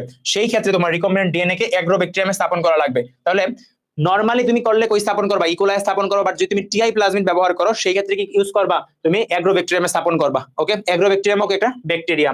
আচ্ছা, তারপরে হচ্ছিল এখান থেকে তারপর ছিল কাঙ্ক্ষিত উদ্ভিদ কোষে কে স্থাপন করে দেয়? এই অ্যাগ্রোব্যাকটেরিয়াম দ্বারা স্থানান্তর করা হয়ে থাকে। তাহলে এই ধাপগুলো আমরা এখন একটু বিস্তারিত পড়ি, নাকি বলো? দেখো, প্রথমত হচ্ছিল কাঙ্ক্ষিত ডিএনএ নির্বাচন এবং পৃথকীকরণ করবা। এই পৃথকীকরণের ক্ষেত্রে কি ব্যবহার করা হয়? সিজিয়াম ক্লোরাইড বা সুক্রোজ সমৃদ্ধ সুক্রোজ গ্রেডিয়েন্ট সেন্ট্রিফিউজের মাধ্যমে। দেখো, পৃথকীকরণের ক্ষেত্রে তুমি মনে রাখবা ইউজ করা হয়, এই দন্তার সাথে মনে রাখবা সিজিয়াম ক্লোরাইড এবং সুক্রোজ গ্রেডিয়েন্ট সেন্ট্রিফিউজ ব্যবহার করা হয়। বাট বর্তমানে দন্তাশ্ব দেখো সিলিকা নির্ভর কিট। তাহলে তুমি এটা মনে রাখবা, কাঙ্ক্ষিত ডিএনএ নির্বাচন পৃথকীকরণের ক্ষেত্রে দন্তাশ্ব পদ্ধতি ব্যবহার করা হয়। স্বপদ্ধতি কি আছে? স্বপদ্ধতি আছে তোমার ছিল কি caesium chloride, sucrose gradient centrifuge এবং সিলিকা নির্ভর কিট। ক্লিয়ার? আচ্ছা, তারপর রেস্ট্রিকশন এনজাইম। রেস্ট্রিকশন এনজাইমকে বলা হয় রেস্ট্রিকশন এন্ডোনিউক্লিয়াসও বলে। এই রেস্ট্রিকশন এনজাইমটা থাকে কই? অবশ্যই ব্যাকটেরিয়ার মধ্যে থাকে। ওকে, তাহলে ব্যাকটেরিয়ার মধ্যে থাকে। হ্যাঁ টিআই মানে টিউমার ইনডিউসিং, ভেরি গুড। দেখো তোমার হচ্ছে রেস্ট্রিকশন সাইট, রেস্ট্রিকশন সাইট কি, রেস্ট্রিকশন সাইট হচ্ছে যেখানে রেস্ট্রিকশন এন্ডোনিউক্লিয়াসটা কাজ করে। এটা হচ্ছে ব্যাকটেরিয়া থাকে না, এটা ব্যাকটেরিয়াতে কেন থাকে জানো? তোমার যদি এর মধ্যে ব্যাকটেরিয়া ফাজ আছে না, যারা কি করে ব্যাকটেরিয়া ধ্বংস করে, ওই ব্যাকটেরিয়া ফাজের এনজাইম আসে, তাহলে কি করতে পারে ওইটাকে তোমার হচ্ছে ধ্বংস করতে পারে, ব্যাকটেরিয়াকে ধ্বংস করতে পারে না। তাহলে এই ব্যাকটেরিয়া ফাজের বিরুদ্ধে ব্যাকটেরিয়ার নিজস্ব প্রতিরক্ষাকে এই রেস্ট্রিকশন এনজাইম। তাহলে এর মধ্যে যদি কোনো বহিরাগত মানে ব্যাকটেরিয়া ধ্বংসকারী কোনো ডিএনএ আসে, তখন এটা ধ্বংস করে কে? Restriction enzyme. তাহলে তোমাকে যদি বলে ব্যাকটেরিয়ার নিজস্ব প্রতিরক্ষা কি? Restriction enzyme. এটা হচ্ছে ব্যাকটেরিয়ার নিজস্ব প্রতিরক্ষা সিস্টেম, নিজস্ব প্রতিরক্ষা। ওকে, পারবা আশা করি। একটা ব্যাকটেরিয়াতে মিনিমাম একটা রেস্ট্রিকশন এনজাইম থাকবেই। কয়টা রেস্ট্রিকশন এনজাইম থাকে? মিনিমাম একটা রেস্ট্রিকশন এনজাইম থাকবেই। ক্লিয়ার? ওকে, তারপরে এখানে আসো ভেক্টর হিসাবে। তুমি ভেক্টর হিসাবে কি ব্যবহার করো? অবশ্যই প্লাজমিড ব্যবহার করো, তুমি জানোই। আর যদি তুমি টিআই প্লাজমিড ব্যবহার করতে পারো, অ্যাগ্রোব্যাকটেরিয়ামের ক্ষেত্রে টিআই প্লাজমিড ব্যবহার করা হয়। আর নরমালি তুমি কি ব্যবহার করবা? প্লাজমিড ব্যবহার করবা। কাঙ্ক্ষিত ডিএনএ কে নির্দিষ্ট ধরনের কাটবা, অবশ্যই কি দিয়ে? রেস্ট্রিকশন এনজাইম দিয়ে কাটবা। ওকে, দেখো রেস্ট্রিকশন এনজাইম এটা কিভাবে কাজ করে দরকার নেই। এখানে দেখো, এইখানে তোমার হচ্ছে দেখো তো, এখানে ইকো আর আই, তোমার কি কি নাম আছে? নামগুলো দেখি। দেখো নামগুলোর ক্ষেত্রে তুমি তাকাও, দেখো তো, বাম হাই হিন 3 eco R I H2 MbO 1। তুমি আমাকে একটা জিনিস বলো তো, এই যে নামকরণ এটা কিভাবে হয়েছে জানো? এটাকে তোমার ধরো, তোমার আমি লিখলাম কি eco R I. Okay, eco R I মানে কি? এইখানে মনে রাখবা, ইতে মনে রাখবা হচ্ছে এটা কি, যে ব্যাকটেরিয়া থেকে তুমি রেস্ট্রিকশন এনজাইমটা আনছো তার জেনাসের প্রথম অক্ষর, জেনাসের কি প্রথম অক্ষর, জেনাস স্পেসিস বোঝানো, জেনাস স্পেসিস গণের প্রথম অক্ষর। আর এটা হচ্ছে কি প্রজাতির প্রথম অক্ষর, প্রজাতির কি প্রথম অক্ষর, প্রথম ও দ্বিতীয় অক্ষর। তাহলে তুমি যদি তোমার ইকোলাই থেকে কোনটা পৃথক করো, তাহলে অবশ্যই নামটা কি হবে? ইকো হবে না। তারপরে ধরো তোমার ছিল বাম, তাহলে আমরা বুঝতেছি এই বাম যেটা থেকে পৃথক করা হয়েছে যে ব্যাকটেরিয়া থেকে, তার গণের প্রথম অক্ষর বি আর প্রজাতির প্রথম দুইটা অক্ষর কি এ এম। আর তোমার হচ্ছে হিন্ডের ক্ষেত্রে এরকম। তারপরে ধরো রোমান সংখ্যা বিভিন্ন সংখ্যার কথা বলছে না, এটা হচ্ছে কয় নাম্বার, মানে তুমি কয় নাম্বার পৃথক করছো, এটাকে আমরা সংখ্যা দিয়ে প্রকাশ করি। তো তোমার জন্য যেটা 3 আছে, এটা হচ্ছে 3 নাম্বার রেস্ট্রিকশন এন্ডোনিউক্লিয়াস। এর আগে আরো দুইটা রেস্ট্রিকশন এন্ডোনিউক্লিয়াস বা রেস্ট্রিকশন এনজাইম এখান থেকে তোমার হচ্ছে কি করা হয়েছে? আবিষ্কার করা হয়েছে। ঠিক আছে, এই জন্য তাহলে তুমি কয় নাম্বারে আবিষ্কার করছো, এটাকে আমরা কি বলি? শেষে রোমান নাম্বারটা দিয়ে বোঝাই। ক্লিয়ার? ওকে, তারপর রেস্ট্রিকশন এন্ডোনিউক্লিয়াস যেটা আছে বা রেস্ট্রিকশন এনজাইম আছে, বুঝছো, এটাকে কি বলা হয়? সূক্ষ্ম ছড়িকা বা মলিকুলার সিজর। কারণ এটা কি করে? কাইটা দিতে পারে। দেখো তো, এই যে কাইটা দিছে, দেখছো, এই যে কাইটা দিছে, এই কাটতে পারে, বুঝছো। এটা আবার সোজা ভাবেও কাটতে পারে, এইভাবেও কাটতে পারে, দুইভাবে কাটতে পারে। আর কিছু দরকার নাই এখানে, এর নামগুলা পড়বা, বুঝছো। ইকো আর আই হিন 3 বাম হাই H2। তো তুমি এই নামগুলো যদি তুমি সিরিয়ালি কয়েকবার বলো, তাহলে দেখো তোমার এমনি মনে থাকতেছে। আর যদি তুমি এইভাবে মনে না রাখো, তুমি মুখস্থ করতে যাও, তাহলে তোমার ছিল ছন্দ রন্দ, এর ছন্দ দরকার নাই, সবকিছু ছন্দ দেওয়া ঠিক না, বুঝছো। এটা তুমি কয়েকবার পড়বা, তাহলে তুমি অপশনে যখন অন্যরকম নাম দেখবা, তুমি এমনিতেই পারবা। ঠিক আছে, তাহলে আমরা এতটুকু দেখলাম। তারপরে ছিল ছেদকৃত ডিএনএ। দেখো তুমি এই যে অলরেডি বললাম না আমরা কি দিয়ে লাগাই, লাগানোর কাজ কে করে? লাইগেজ করে। ক্লিয়ার? আচ্ছা, এখন হচ্ছে তুমি পোষক নির্বাচন এবং রিকম্বিনেন্ট প্লাজমিড পোষক কোষে প্রবেশ করাবা, সেই ক্ষেত্রে কি ব্যবহার করা হয়? ক্যালসিয়াম সমৃদ্ধ হিটশক। এখন কথা ছিল ভাই, ক্যালসিয়াম সমৃদ্ধ হিটশকটা কি? আমরা একটু পরে সম্পর্কে বিস্তারিত করবো, তো এখানে তোমার হচ্ছে দরকার নাই। আচ্ছা, তারপর হচ্ছে তোমার প্লাজমিড গ্রহণ করলে এই ব্যাকটেরিয়া, দেখো একটা ব্যাকটেরিয়া যখন প্লাজমিডটা গ্রহণ করে, তখন এটাকে আমরা কি বলি? ধরো তোমার হচ্ছে এটা হচ্ছে একটা রিকম্বিনেন্ট ডিএনএ, এটা হচ্ছে তোমার প্লাজমিড, এর মধ্যে তুমি একটা কাঙ্ক্ষিত জিন লাগালা, লাগানোর পর এটাকে কি করছো? আরেকটা কোষে স্থাপন করে দিছো। এই যে একটা কোষের মধ্যে তুমি স্থাপন করলা, একটা ব্যাকটেরিয়ার মধ্যে স্থাপন করছো, এই ব্যাকটেরিয়ার নাম হয়ে গেছে কি? Bacteria, transform bacteria. তাহলে এটাকে আমরা কি ব্যাকটেরিয়া বলবো? এটাকে আমরা বলবো ট্রান্সফর্ম ব্যাকটেরিয়া। ওকে, তাহলে প্লাজমিড গ্রহণ করার পর ওই ব্যাকটেরিয়াকে আমরা কি নামে রাখি? ট্রান্সফর্ম ব্যাকটেরিয়া নামে রাখি। ক্লিয়ার? আচ্ছা, এখানে কি সংখ্যা বৃদ্ধি হইতেছে না? সংখ্যা বৃদ্ধি হইলে এটাকে আমরা কি বলি? ক্লোনিংও বলি। ঠিক আছে, বাট এটাকে কিন্তু আমরা ক্লোনিং প্রযুক্তি বলি না। কেন? ক্লোনিং প্রযুক্তি কাকে বলি? আর জিন ক্লোনিং কাকে বলি? দেখো এখানে কিন্তু জিনের ক্লোনিং হয়, এই জন্য এটাকে আমরা কি বলি? জিন ক্লোনিং বলি। বাট ক্লোনিং প্রযুক্তি কিন্তু কি? Tissue culture. কারণ এখানে তোমার জিনের ক্লোনিং হচ্ছে, জিনের সংখ্যা বৃদ্ধি হইতেছে। ঠিক আছে জিনিসটা। আর এইখানে তোমার বর্তমানে ডিএনএ অনুপ্রবেশের জন্য আধুনিক একটা পদ্ধতি ব্যবহার করা হয়, এটা ছিল কি? ইলেকট্রোপোরেশন। আমরা একটু পরে এগুলো দেখবো বিস্তারিত পড়তেছি, তো এই জন্য এটা সম্পর্কে আমরা বেশি কিছু বললাম না। ঠিক আছে, আচ্ছা, তারপরে দেখো আমরা নিচে গিয়ে বিস্তারিত পড়বো। রিকম্বিনেন্ট ডিএনএ কাঙ্ক্ষিত জিনের মধ্যে ঠিকমতো কাজ করতেছে কিনা, তুমি এটা মূল্যায়ন কেমনে করবা? জিন বহন করে কিনা, তুমি যে রিকম্বিনেন্ট ডিএনএটা বানাইছো, এটা কি তুমি যে কাঙ্ক্ষিত জিনটা চাইতেছো সেটাকে এটা বহন করতেছে কিনা, এটা তুমি কিভাবে দেখবা? এটা তুমি দেখতে পারবা জেনেটিক প্রোবের মাধ্যমে। আচ্ছা, তো এটা তোমার জন্য 3টা পদ্ধতি আছে, পিসিআর পদ্ধতি, রেস্ট্রিকশন ডাইজেশনের মাধ্যমে এবং জেনেটিক প্রোবের মাধ্যমে। এটা তুমি কিভাবে মনে রাখবা? মনে রাখবা পূজা পিসি রেডি, পূজা পিসি রেডি। তাহলে এই যে পূজা পিসি রেডি দিয়ে তুমি কি করতে পারবা? যে তোমার আসলে রিকম্বিনেন্ট ডিএনএটা কাঙ্ক্ষিত জিন বহন করতেছে কিনা তা দেখতে পারবা। ওকে, কিভাবে দেখবা? এই যে পূজাতে হচ্ছে মনে রাখবা জেনেটিক প্রোব, কি দিয়ে মনে রাখবা? Genetic probe. আর পিসিতে হচ্ছে পিসিআর, রেডিতে হচ্ছে কি? Restriction digestion. তাহলে জেনেটিক প্রোব, তারপর ছিল পিসিআর এবং হচ্ছে রেস্ট্রিকশন ডাইজেশন, এই তিনটা ধাপের মাধ্যমে তুমি জানতে পারো। ক্লিয়ার? ওকে, তারপর ছিল ইমপ্লান্টা পদ্ধতিতে কি করা যায়। দেখো ইমপ্লান্টা পদ্ধতিতে তুমি সরাসরি ট্রান্সজেনিক উদ্ভিদ তৈরি করতে পারবা, মানে কোনো প্রকার কমপ্লেক্স ধাপ ছাড়া সরাসরি তৈরি করা যায় ইমপ্লান্টা পদ্ধতিতে। আর অ্যারাবিডপসিস যে উদ্ভিদটা আছে ওদের পুষ্পমঞ্জুরিকে যদি অ্যাগ্রোব্যাকটেরিয়াম সাসপেনশন, অ্যাগ্রোব্যাকটেরিয়াম কি তোমার একটা ব্যাকটেরিয়া, ওটা সাসপেনশনে ডুবাও তাহলে তুমি সহজেই কি পাবা, ট্রান্সজেনিক উদ্ভিদ পাবা। দেখো আমাদের যে আগে বলছিলাম যে কতগুলো আমাদের ধাপ আছে কিভাবে তুমি প্রবেশ করাইতে পারো, এইটা সম্পর্কে এখানে বলা আছে। দেখো এটাকে আমরা তিন ভাগে ভাগ করতে পারি, এটা হচ্ছে ফিজিক্যাল, কেমিক্যাল এবং হচ্ছে ভেক্টরের মাধ্যমে। আচ্ছা আমাকে একটা জিনিস বলো তো, তুমি বর্তমানে ফিজিক্যালি অ্যাপারেন্সের মাধ্যমে ভোট দিতে যাও না, তো ভোট দিতে যাও কি মেশিন ব্যবহার করা হয়, ইভিএম মেশিন ব্যবহার করা হয় না? তাহলে ভোটের জন্য কি মেশিন ব্যবহার করা হয়, ইভিএম। তুমি কি ইভিএম এ ভোট দিতে গেলে তুমি বাসায় বসে অনলাইনে ভোট দাও নাকি ফিজিক্যালি যাওয়ার পরে ভোট দাও, ওখানে ফিজিক্যালি উপস্থিত হওয়ার পরে? তাহলে এই যে তোমার চলো ভৌতিক প্রক্রিয়া বা ফিজিক্যাল প্রক্রিয়াটা আসলে কি, ইভিএম দিয়ে আমরা মনে রাখতে পারি। দাও ইতে ইলেকট্রোপোরেশন, বিতে বায়োলিস্টিক্স, এম তে ছিল কি মাইক্রো ইনজেকশন। কেমিক্যালটা কিভাবে মনে রাখবা, দেখো আমি যদি কেমিক্যাল কথাটা লিখি, কেমিক্যাল, দেখো তো প্রথম অক্ষরটা কি সি আর শেষ অক্ষরটা কি এল, তাহলে এখানে দেখো তো সি তে মনে রাখবা ক্যালসিয়াম ক্লোরাইড এবং লাইপোজোম, প্রথম অক্ষর আর শেষের অক্ষর দিয়ে মনে রাখবা কেমিক্যাল গুলা। ঠিক আছে? ওকে ঠিক আছে, ক্লিয়ার।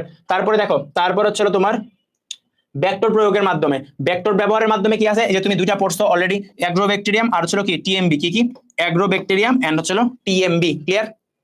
পারবো এতটুকু? আচ্ছা এখন কথা হচ্ছে তুমি এটা কেমনে করবা, তুমি মনে রাখবা ভেক্টর ব্যবহার করবা। দেখো তুমি ব্যাংকে যাবা না, না গিয়ে কি করবা, ব্যাংকে না গিয়ে তুমি টাকা তুলবা। কিভাবে টাকা তুলবা বলো তো? তুমি ব্যাংকে না গিয়ে টাকা তুলতে গেলে তোমার এটিএম মেশিনে তোলা লাগবে না, মানে কি তুমি ব্যাংকে গেছো না, ওল্ড একটা ভেক্টর ব্যবহার করছো কি এটিএম, এতে অ্যাগ্রোব্যাকটেরিয়াম, টিএম থেকে টিএমবি, টিএম থেকে টিএমবি।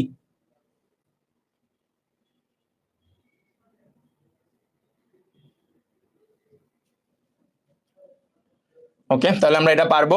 এখন দেখো এই দেখো এটা আমি অলরেডি সবটা পড়াই ফেলছি তোমাদেরকে, তুমি জাস্ট রিডিং পড়ে নিও তাহলেই হবে। জিন ক্লোনিং, দেখো জিন ক্লোনিং জিনিসটা কি আমি অলরেডি পড়াইছি। জিন মানে ক্লোন মানে কি, ক্লোন মানে হচ্ছে হুবহু প্রতিরূপ তৈরি করবা, হুবহু প্রতিরূপ তৈরি করবা। এখন তুমি মানে আমরা বলি না অ্যাপল ক্লোন মানে আইফোনের মতো দেখতে, বাট আইফোন না, বুঝছো? ওই যে গুলিস্তানে যেগুলো পাওয়া যায় যেগুলোকে আমরা ক্লোন বলি না, একদম হুবহু দেখতে।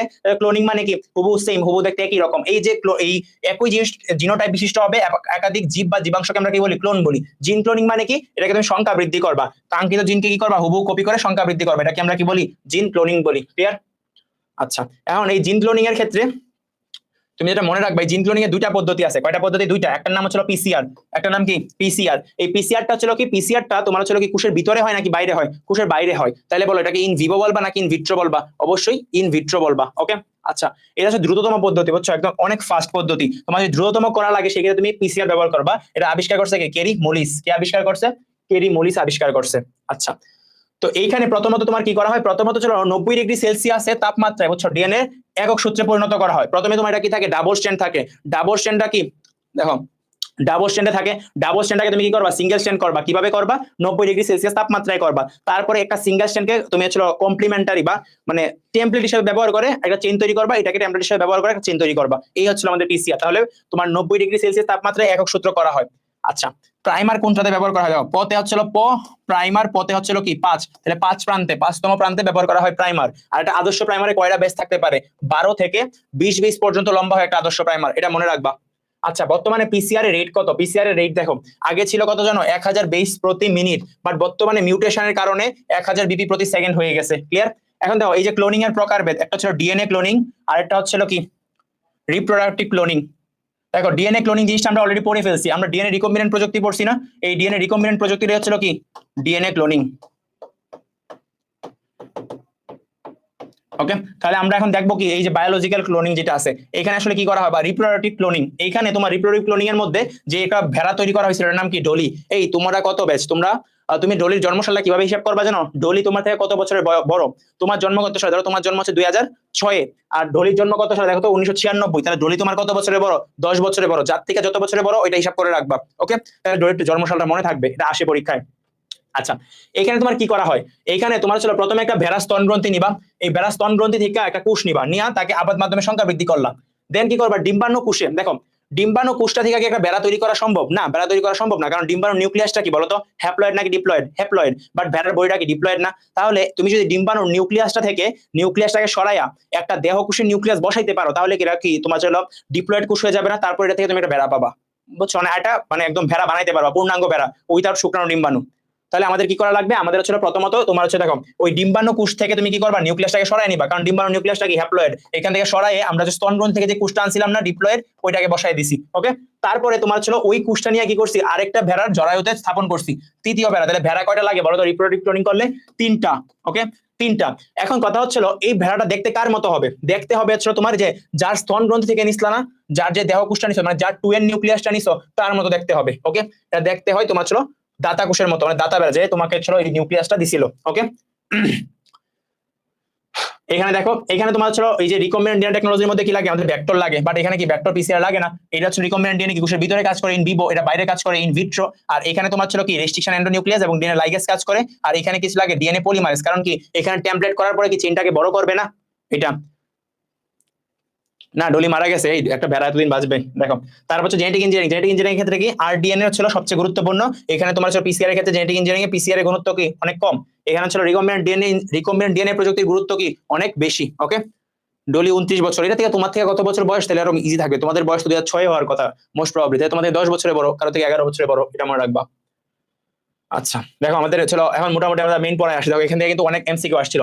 রিকম্বিনেন্ট ডিএনএ প্রযুক্তির প্রয়োগ, এই প্রয়োগের মধ্যে প্রথমত হচ্ছিল, আচ্ছা আমাকে একটা জিনিস বলো তো, এখন বর্তমানে সিগারেট খেলে কি হয়, ক্যান্সার হয়, কিন্তু এমন যুগ আসতেছে যখন তোমার ধরো কি হয়েছে, তোমার ছিল ক্যান্সারের মতো রোগ হয়েছে, তুমি গেছো, যাওয়ার পরে বলছো যে যে ডাক্তার আমার তো ক্যান্সার হয়েছে, তো উনি কি করছে, উনি তোমাকে প্রেসক্রিপশন করছে সকালে তুমি এই সিগারেটটা খাবা, রাতে তুমি এই সিগারেটটা খাবা। ওকে, তাহলে কি তামাকের মধ্যে ভ্যাকসিন আবিষ্কার হইতেছে না, এই দেখো হ্যাপাটাইটিস ভ্যাকসিন আবিষ্কার হয়েছে তামাকে, তামাক গাছে, বুঝছো, তামাক গাছে কি হ্যাপাটাইটিস বি এর ভ্যাকসিন আবিষ্কার করা সম্ভব হয়েছে। ওকে, তুমি মনে রাখবা হ্যাপাটাইটিস বি, বিতে মনে রাখবা কি বিড়ি, তাহলে বিড়ি মানে কি তামাক না, এই তামাক থেকে হচ্ছে তোমার পাওয়া গেছে। এখন কথা হচ্ছে ডাক্তার তোমাকে তামাক দিবে, তামাক গাছে আবিষ্কার করছে, বাট পরবর্তীতে তো এটা কি করছে, প্রক্রিয়াজাতকরণ করে তোমার এখানে আসবে। ওকে, এটা মজা করে বলছি। তারপরে দেখো, আচ্ছা তুমি আমাকে বলো, তুমি লবণ দিয়ে খাও, বুঝছো, তুমি যখন ট্রেনে কোথাও যাতায়াত করো বা কোথাও যাও টাও, তখন কি করো, তখন হচ্ছে তুমি বাদাম ছুলো, ছুলে কি করো, লবণ দিয়ে খাও না, তাহলে লবণ দিয়ে আমরা কি খাই, বাদাম খাই, তাহলে লবণাক্ত সহিষ্ণু কি তৈরি করা হয়েছে, পিনাট তৈরি করা হয়েছে, লবণাক্ত সহিষ্ণু পিনাট। ওকে, তারপর ছিল ক্ষতিকর পোকা প্রতিরোধী কি আবিষ্কার করা হয়েছে, বুঝছো, তুলা, তুলা তো আমাদের দেশে কম চাষ হয়। আচ্ছা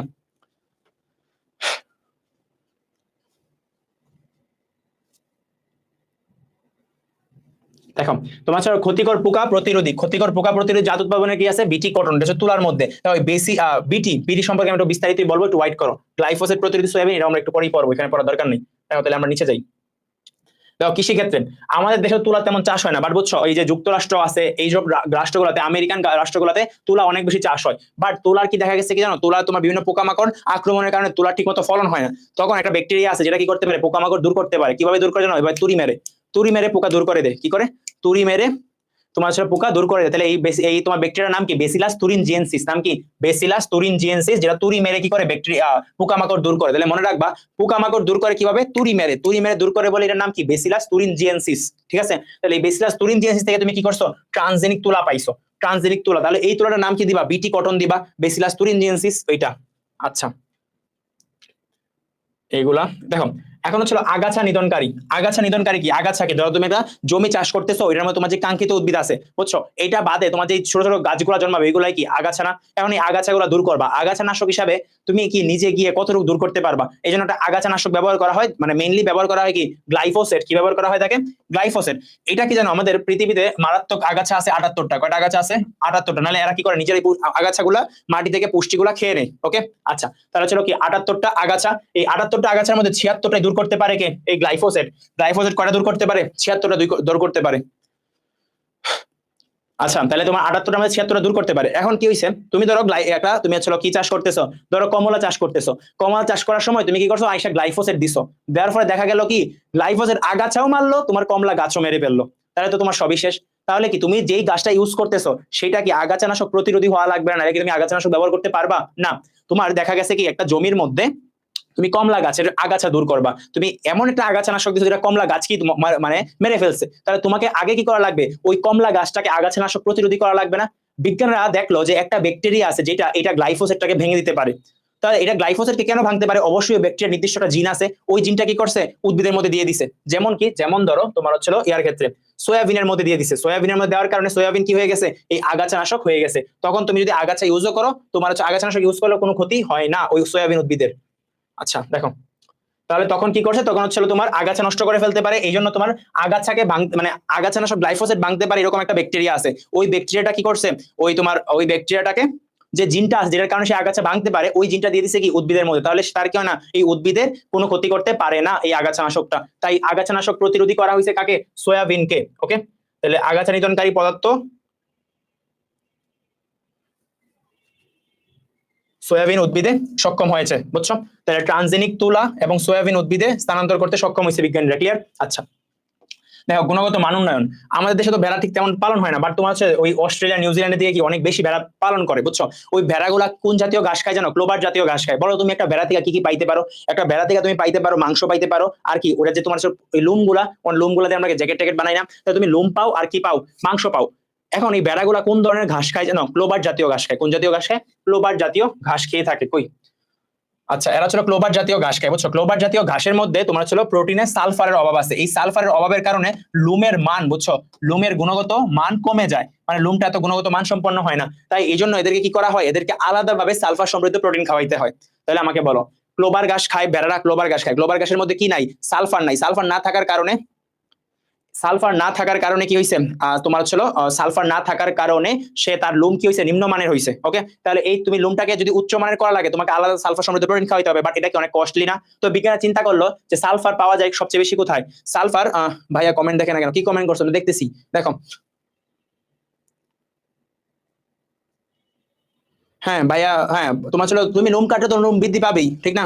আচ্ছা, ভাইয়াকে তো আগে দেখি নাই, এখন দেখো। হ্যাঁ দেখো, এখন সমস্যা কি, মন ভরে দেখো। তাহলে ছিল তোমার প্রোটিনের ছিল কি সালফার অভাব দেখা যায়। এখন তোমার বিজ্ঞানীরা দেখলো যে সূর্যমুখী উদ্ভিদের মধ্যে কি হয়েছে। আচ্ছা দেখো, কে বলছে ভাই আসলে, এই কি আলতু ফালতু কমেন্ট দেখো তো। দেখো ক্লোবার ঘাসের হচ্ছে কি, ক্লোবার ঘাসের মধ্যে তোমার সালফার অভাব আছে। এখন সালফার সমৃদ্ধ সালফার আর প্রোটিন পাওয়া যায় কই? সবচেয়ে বেশি পাওয়া যায় সূর্যমুখীর মধ্যে। কারণ বিজ্ঞানী দেখলো সূর্যমুখী যে সালফার এমিনো অ্যাসিড সৃষ্টিকারী জিন আছে, এই জিনটাকে যদি তুমি কোনোভাবে ক্লোবার ঘাসের মধ্যে দিয়ে দিতে পারো, তাহলে ক্লোবার ঘাসও কি তৈরি করবে? সালফার সমৃদ্ধ প্রোটিন তৈরি করবে। তখন বেড়াদের কি করা লাগবে না, বেড়াকে আলাদা করে তোমার হচ্ছে এই সালফার সমৃদ্ধ খাবার খাওয়াইতে হবে না। তাহলে এর জন্য তাদের জন্য কি লাভজনক হবে। এই জন্যই তোমার হচ্ছে অ্যাগ্রোব্যাকটেরিয়াম ব্যাকটেরিয়া ব্যবহার করে, কোন ব্যাকটেরিয়া ব্যবহার করছে? অ্যাগ্রোব্যাকটেরিয়াম ব্যাকটেরিয়া ব্যবহার করে এটাকে স্থাপন করে দিছে। ক্লিয়ার? দেখো হচ্ছে সুপার রাইস। সুপার রাইসটা কি? সুপার রাইসটা হচ্ছে তোমার এটা কি করছে দেখো তো একটু। ওকে, আচ্ছা, সুপার রাইস জিনিসটা কি? এটা তোমার হচ্ছে আমাদের বাঙালিকে, ধরো তুমি, আমি বললাম যে কালকে আমি একটা টিকার প্রোগ্রাম করব। তোমার হচ্ছে যখন ওই আমি কালকে একটা টিকার প্রোগ্রাম করবো, সেখানে আমি সবাইকে ভিটামিন এর টিকা দিব বা ভিটামিন ডি এর সাপ্লিমেন্ট দিব, এরকম দিব। বাট তুমি দেখবা না, কেউই আসবে না।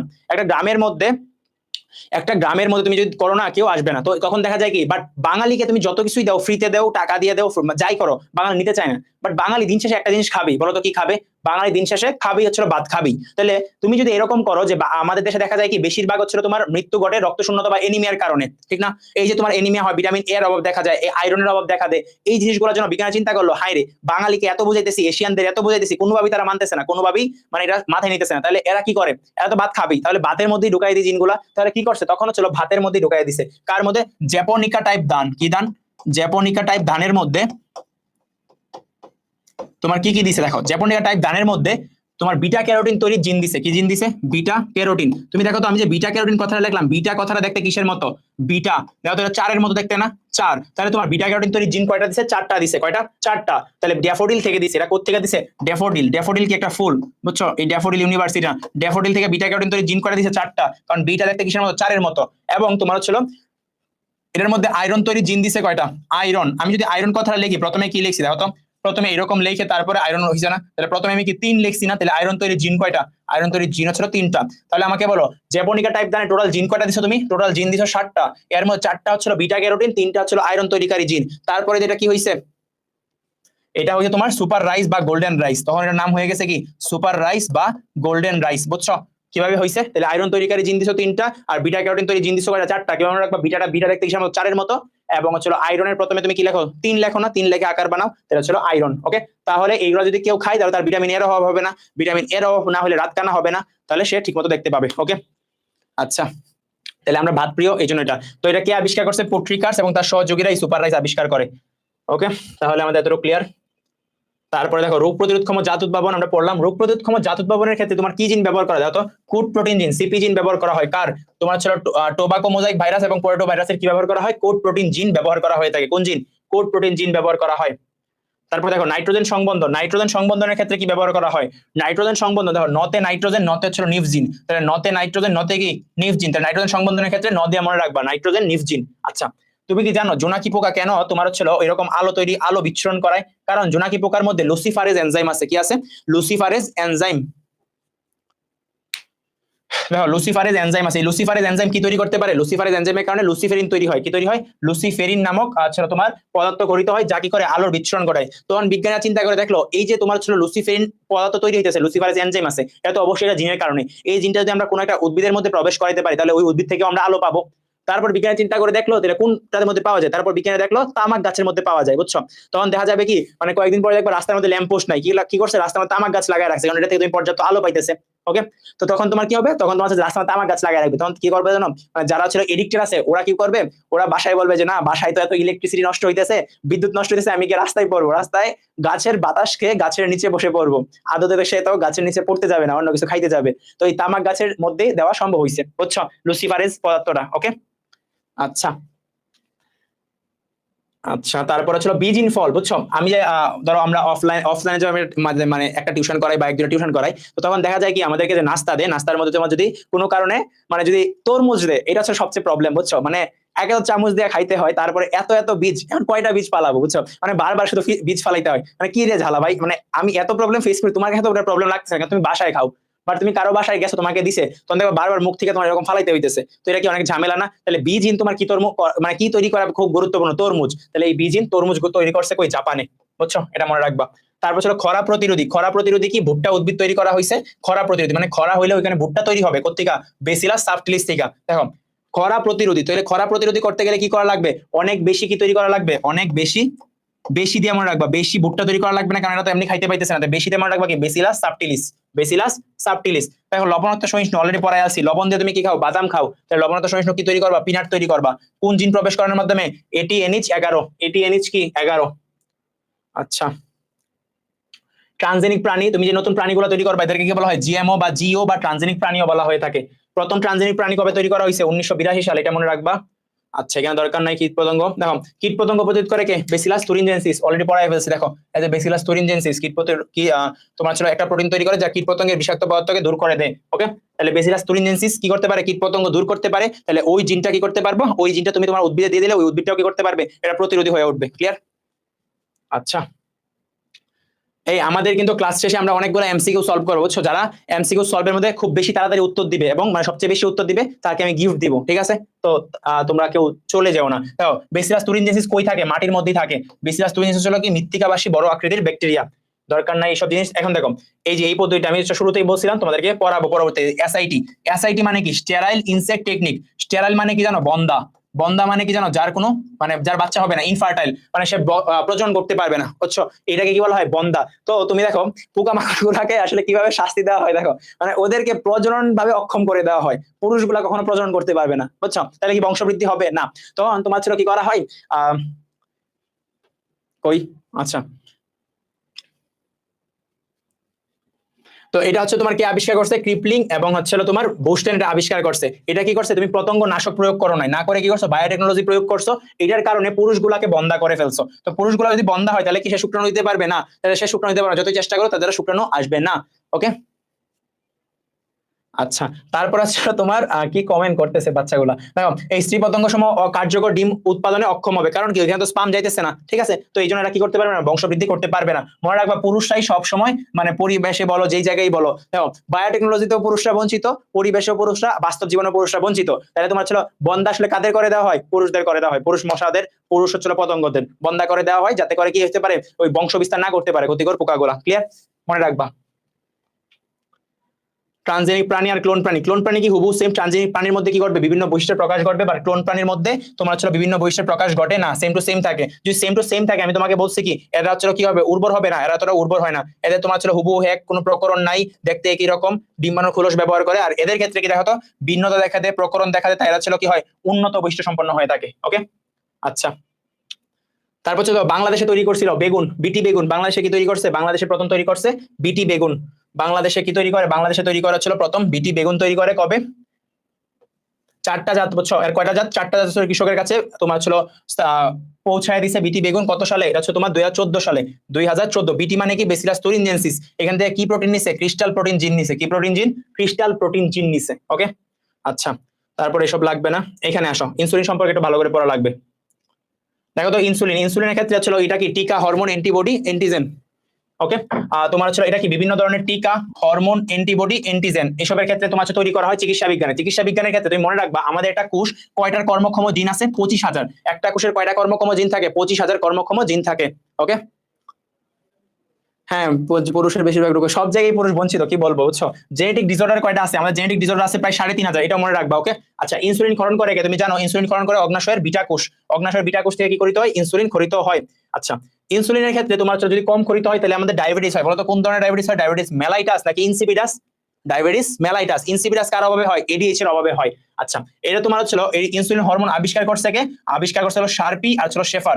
শার্পি আর কি শেফার। দেখো এটা কয়টা চেইন আছে? চেইন আছে দুইটা, চেইন এ এবং ছিল চেইন বি। চেইন এ এবং ছিল চেইন বি। এতে মনে রাখবা কি? এতে হচ্ছিল 21। আর তুমি জানো টোটাল অ্যামিনো অ্যাসিড কয়টা আছে? 51টা। কারণ তোমার ইনসুলিন হচ্ছিল কি? ক্ষুদ্রতম প্রোটিন। কারণ এটার মধ্যে অ্যামিনো অ্যাসিড কয়টা? এটার মধ্যে অ্যামিনো অ্যাসিড হচ্ছিল মাত্র 51টা। তাহলে এ চেইনে যদি তোমার 21টা থাকে, বি চেইনে কয়টা থাকবে বলো? 30টা। আর এদের মধ্যকার বন্ড দেখো কয়টা সালফার বন্ড? দুইটা সালফার দিয়ে বন্ডটা হয় না, এই জন্য এটাকে বলে ডাইসালফাইড বন্ড বলে। কি বলে? ডাইসালফাইড বন্ড বলে। ওকে, আচ্ছা তারপরে দেখো একটা ব্যাকটেরিয়াম কোষে প্রায় তোমার 10 লক্ষ ইনসুলিন তৈরি হয়ে থাকে, এই জন্য ব্যাকটেরিয়া ব্যবহার করা হয়।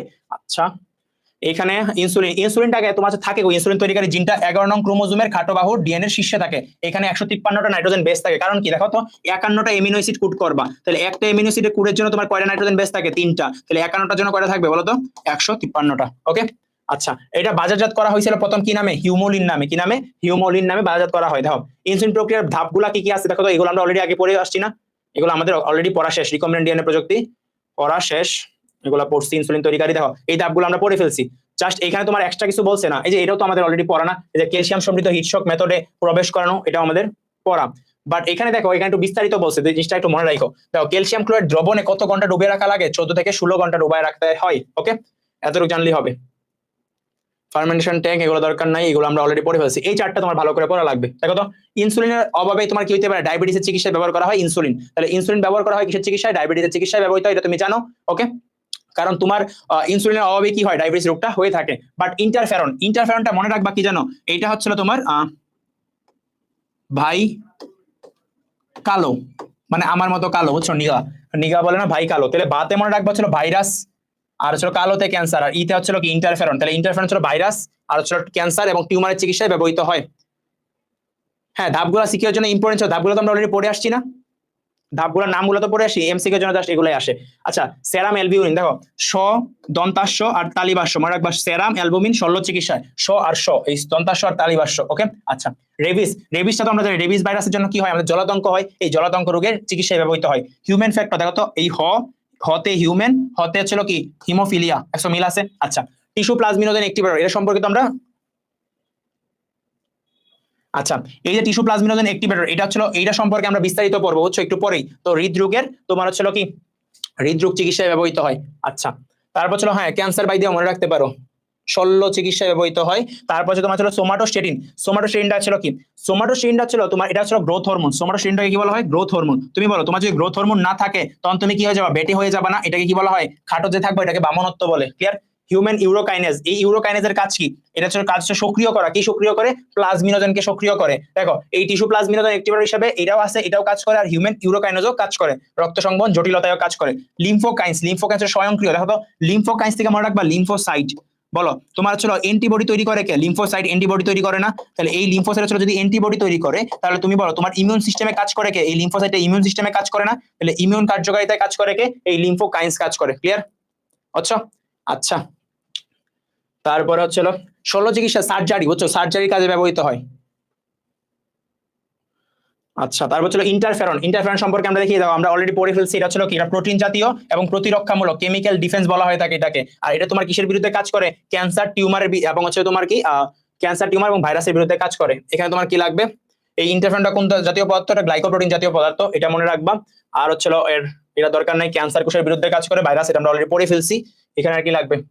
এখানে লাগবে হচ্ছিল তোমার এটা কে আবিষ্কার করছে? ইসাক এবং লিন্ডেনম্যানরা আবিষ্কার করে। দেখো এটার মধ্যে একটা জিনিস তোমার ইন্টারেস্টিং আছে, তুমি জাস্ট জানো কি ভাইরাস আর হচ্ছে টিউমার ক্যান্সারের বিরুদ্ধে কাজ করে, বাট শুধু কিন্তু ভাইরাস টিউমারের জন্য কাজ করে না, আরো কিছু কাজ করে, যেমন হচ্ছে পেপিলোমা চিকিৎসায় কাজ করে, জলাতঙ্কের রেবিসের চিকিৎসায়ও কাজ করে থাকে। ওকে, তাহলে তোমার পেপিলোমা এবং জলাতঙ্কের চিকিৎসায় ব্যবহৃত হয়, হেপাটাইটিস বি এ ব্যবহৃত হয়, হারপিস সংক্রমণে ব্যবহৃত হয়। তাহলে আমাদের মনে রাখা লাগবে হেপাটাইটিস, হারপিস, পেপিলোমা আর হচ্ছে কি জলাতঙ্ক, এগুলোতেও ব্যবহৃত হয়ে থাকে। ক্লিয়ার? আচ্ছা, তৈরির ধাপ এসব করা লাগবে না, দরকার নাই, জাস্ট মনে রাখবা কোথা থেকে পাওয়া যায়, মানুষের ফাইব্রোব্লাস্ট কোষ থেকে এটাকে পৃথক করা হয়েছে। ইন্টারফেরনটা বাজাত করা হয়েছে বিটাফেরন। ইনসুলিনটা কি নামে বাজাত করা হয়েছিল বলো তো?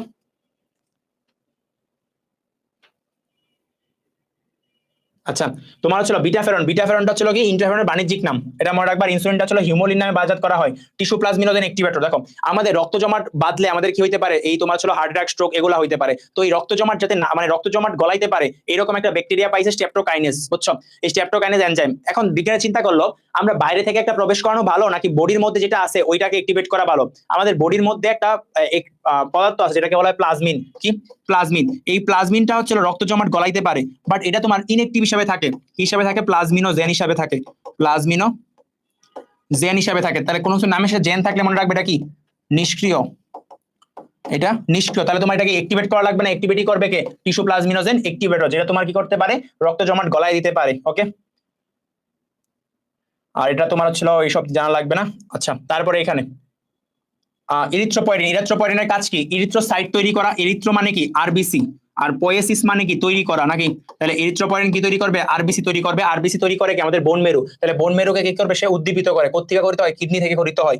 ওকে, এতটুকু জানবা, আর কিছু লাগবে না। এর হবে কি হইতে পারে? রক্ত শূন্যতা হইতে পারে। যদি রক্ত শূন্যতা দূর করা লাগে সেক্ষেত্রে তোমার আলাদাভাবে ইনজেকশন করা লাগবে, কারণ তোমার বডিতে তো আরবিসি তৈরি হবে না। তোমার যদি কিডনিতে সমস্যা থাকে, কারণ তোমার কিডনি কি গ্রহণ করে না? এরিথ্রোপয়েটিন হরমোন গ্রহণ করে না। জিন থেরাপিটা কি? তোমার কোনো জিনের ত্রুটি আছে, এটাকে সংশোধন করাকে কি বলে? এটাকে সংশোধন করাকেই বলা হয় থাকে কি? জিন থেরাপি বলে। ক্লিয়ার? আচ্ছা, আমরা অলরেডি পড়ছি না হেপাটাইটিস বি এর তোমার জন্য কোথায় প্রবেশ করানো হয়েছিল? তামাক গাছে। এই যে তোমার হেপাটাইটিস বি হয়েছে, তুমি বিড়ি খাবা, মানে বিড়িতে ছিল হেপাটাইটিস বি, তামাক গাছ। ওকে, আচ্ছা। দেখো ভুট্টা, ভুট্টা হচ্ছে কিভাবে খাই? দেখো তো ভুট্টা আমরা রাস্তার মধ্যে দেখি না, পুরাইয়া দেয়, পুরাই দেওয়ার পর আমরা মুখ দিয়ে এরকম ভাবে খাই না, মানে মুখে খাই না, ওরাল দিয়ে, ওরালি খাইতেছি। তাহলে এটাকে বলা হয় কি? Oral vaccine. তাহলে মনে রাখবা ভুট্টা হচ্ছে কি পাওয়া গেছে? ওরাল ভ্যাকসিন পাওয়া গেছে। আচ্ছা, গর্ভে শিশুর পরীক্ষা করবা, বুঝছো? গর্ভে শিশুর পরীক্ষার জন্য কি করা হয়? এমনিওসিস নামক জিন প্রযুক্তি ব্যবহার করা হয়। কি ব্যবহার করা হয়? এমনিওসিস। আচ্ছা, মলিকুলার ফার্মিংটা কি? মলিকুলার ফার্মিং জিনিসটা হচ্ছিল কি? তোমার হচ্ছিল মানে একটা ট্রান্সজেনিক প্রাণীর বিভিন্ন অংশ থেকে তুমি উপকারী জিনিস পাবা। যেমন তোমার ধরো ট্রান্সজেনিক প্রাণীর দুধ, রক্ত, মলমূত্র থেকে কি পাবা? প্রয়োজনীয় ওষুধ পাবা। আচ্ছা, আর হচ্ছে বায়ো ফার্মিং। বায়ো ফার্মিং জিনিসটা কি? তুমি ফার্মাসিউটিক্যাল দ্রব্য, বায়ো ফার্মিং, ফার্মিং মানে কি? ফার্মাসিউটিক্যাল দ্রব্য বড় মাত্রায় তৈরি করবা, এটাকে আমরা কি বলি? বায়ো ফার্মিং বলি। ওকে, যেমন হচ্ছিল কি? জিএমও ছাগলের দুধ থেকে শক্তিশালী স্পাইডার মিল্ক, মানে বিভিন্ন উপাদান সমৃদ্ধ স্পাইডার মিল্ক। ইপি মানে কি? এরিথ্রোপয়েটিন। হ্যাঁ, ইপিও মানে এরিথ্রোপয়েটিন। আর হচ্ছে জীবন রক্ষাকারী এন্টিথ্রম্বিন, যেটা রক্ত জমাট বাঁধতে তোমার বাধা দেয়। থ্রম্বিন কি আমাদের রক্ত জমাট বাঁধতে হেল্প করে না? এন্টিথ্রম্বিন বাধা দেয়। এটা তুমি ছাগলের মাধ্যমে পাইতে পারো। তারপরে হচ্ছে তোমার জিএমও, এটার মাধ্যমে কি পাইতে পারো? ওই ছাগলের মাধ্যমে দাও, ছাগলের থেকে তুমি দুইটা জিনিস পাও, এন্টিথ্রম্বিন পাও আর স্পাইডার মিল্ক পাও। আর ইনসুলিন বর্তমানে কুসুম ফুলের বীজের মাধ্যমে তৈরি করা সম্ভব হয়েছে। তো পরে দিয়ে আমাদের আর ব্যাকটেরিয়া নির্ভরশীল হওয়া লাগবে না, আমরা উদ্ভিদ থেকেও ইনসুলিন পাইতে পারবো। ক্লিয়ার জিনিসটা? ওকে, তারপর হচ্ছে কলকারখানা নির্গত বর্জ্য। এই জিনিসটা দেখো, কলকারখানা থেকে নির্গত বর্জ্যের মধ্যে কি শুধু বর্জ্যই থাকে না, বর্জ্যের মধ্যেও ভালো ভালো জিনিস থাকে। যেমন ধরো তুমি যদি পেট্রোলিয়াম কারখানায় যাও, কই পেট্রোলিয়াম কারখানায় তুমি একটা ব্যাকটেরিয়া জন্মায় যা সিঙ্গেল সেল প্রোটিন হিসেবে খাওয়া যায়। কি হিসাবে খাওয়া যায়? সিঙ্গেল সেল প্রোটিন হিসেবে খাওয়া যায়। কোনটা? পেট্রোলিয়ামটা। দেখো পথে পেট্রোলিয়াম, পথে হচ্ছে প্রোটিন, তাহলে পথে পেট্রোলিয়াম, তাহলে পেট্রোলিয়াম কারখানা থেকে তুমি কি পাবা? এটা প্রোটিন পাবা। আচ্ছা, আর অন্য যে দুধের কারখানা আছে এখানে কি পাবা? ল্যাকটিক অ্যাসিড তৈরি করে বর্জ্য পাবা। বর্জ্য থেকে তুমি কি করতে পারো? ল্যাকটিক অ্যাসিড তৈরি করতে পারো। ক্লিয়ার? ওকে, কাগজ এবং কাগজের মন্ড থেকে নির্গত টোরোলা নামক ইস্ট জন্মায়। দেখো তোমার কাগজ শিল্পের মধ্যে তুমি একটা ইস্ট পাবা, যেটা ছিল কি? টোরোলা। এর মধ্যে প্রচুর পরিমাণে আমিষ থাকে, তাহলে এটা তুমি রিল্যাক্সে খাইতে পারো। ওকে, আচ্ছা, আর হচ্ছিল এখান থেকে জিনিস লাগবে না। তারপর দেখো কাগজের কাগজ শিল্পের কাঁচামালকে ব্লিচ করতে তুমি কি ব্যবহার করবা? ক্লোরিন ব্যবহার করবা। কি ব্যবহার করবা? ক্লোরিন ব্যবহার করে থাকবা। আচ্ছা, সমুদ্রের তেল পরিশোধন। তুমি কি জানো আমাদের যে অক্সিজেনের সর্বোচ্চ, আমাদের মানে প্রধান উৎস কি? আমাদের অক্সিজেনের প্রধান উৎস ছিল কি? সামুদ্রিক শৈবালগুলো। কি সামুদ্রিক শৈবালগুলো ছিল কি আমাদের অক্সিজেনের প্রধান উৎস। তাহলে এই যে সামুদ্রিক শৈবালগুলো আছে, এই সামুদ্রিক শৈবালগুলো কি তোমার ধ্বংস হইতে পারে না? কিভাবে হইতে পারে? ধরো তোমার সমুদ্রে যে বিভিন্ন যানবাহন চলতেছে, এই যানবাহনগুলো কি তেল নিষ্কাশন করতেছে না? ওই তেলগুলো কি করতে পারে? ওই তোমার শৈবালগুলোকে ধ্বংস করে দিতে পারে। তুমি চিন্তা করো, যদি ওই শৈবালগুলো ধ্বংস হয়, তোমার আমার জীবনের অস্তিত্ব মানে কি বলে একদম শেষ হয়ে যেতে পারে। কারণ এই যদি অক্সিজেনের লেভেলটা বা সালোকসংশ্লেষণ বা ঠিক না রাখে, সেই ক্ষেত্রে তোমার আমাদের তাপমাত্রা কিন্তু কন্টিনিউয়াসলি বাড়তেছে। কারণ কি এই শৈবাল ক্রমাগত ধ্বংস হইতেছে। বাট এটা এত তাড়াতাড়ি ধ্বংস হইতেছে না কেন বলো তো? কেন? কারণ হচ্ছিল এই সমুদ্রের পানিতে কিছু ব্যাকটেরিয়া থাকে, যেটা এই তেলটাকে কি করতে পারে? পরিশোধন করতে পারে, যার জন্য এই শৈবালটা আক্রান্ত না হয়। তো এটা তোমার জন্য কি হয়? তুমি টাইটানিক মুভি দেখছো না? টাইটানিক মুভি সমুদ্রের মধ্যে চালাইছিল না? তাহলে টাইটানিক কি একটা সিনেমা না? তাহলে মনে রাখবা সিনেমা দিয়ে ওইগুলা তোমার সামুদ্রিক তেল পরিশোধন করা যায়। সিতে মনে রাখবা সিউডোমোনাস, নেতে মনে রাখবা নোকার্ডিয়া, আর মাতে মনে রাখবা মাইকো ব্যাকটেরিয়া। ঠিক আছে? এরা কি হিসাবে কাজ করে? হাইড্রোকার্বন অক্সিডাইজিং অণুজীব হিসাবে কাজ করে।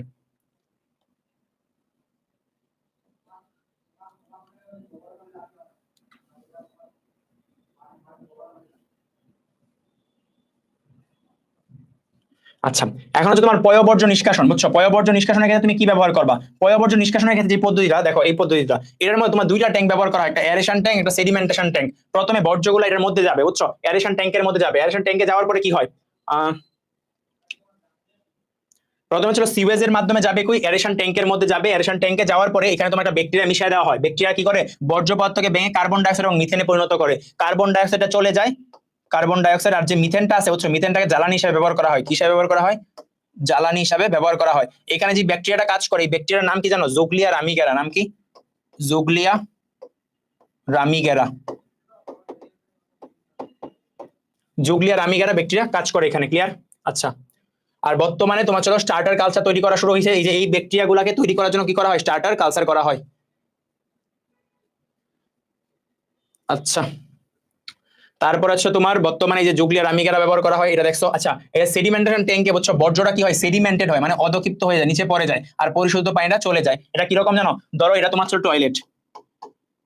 টয়লেট, তুমি টয়লেট থেকে আসলে বর্জ্য পানিটা এইভাবে দিলা, দেওয়ার পরে এই পরিশোধিত পানিটা তোমার কিচেনে চলে যাবে। তোমার যে টয়লেটে তুমি যে পানিটা ফেলতেছো, এটাই তুমি কিচেনে নিয়ে তারপরে খাইতেছো। এই হচ্ছে তোমার প্রসেস। আমাদের দেশে তো সম্ভব না, অন্য দেশগুলোতে এটা সম্ভব হয়েছে, বুঝছো।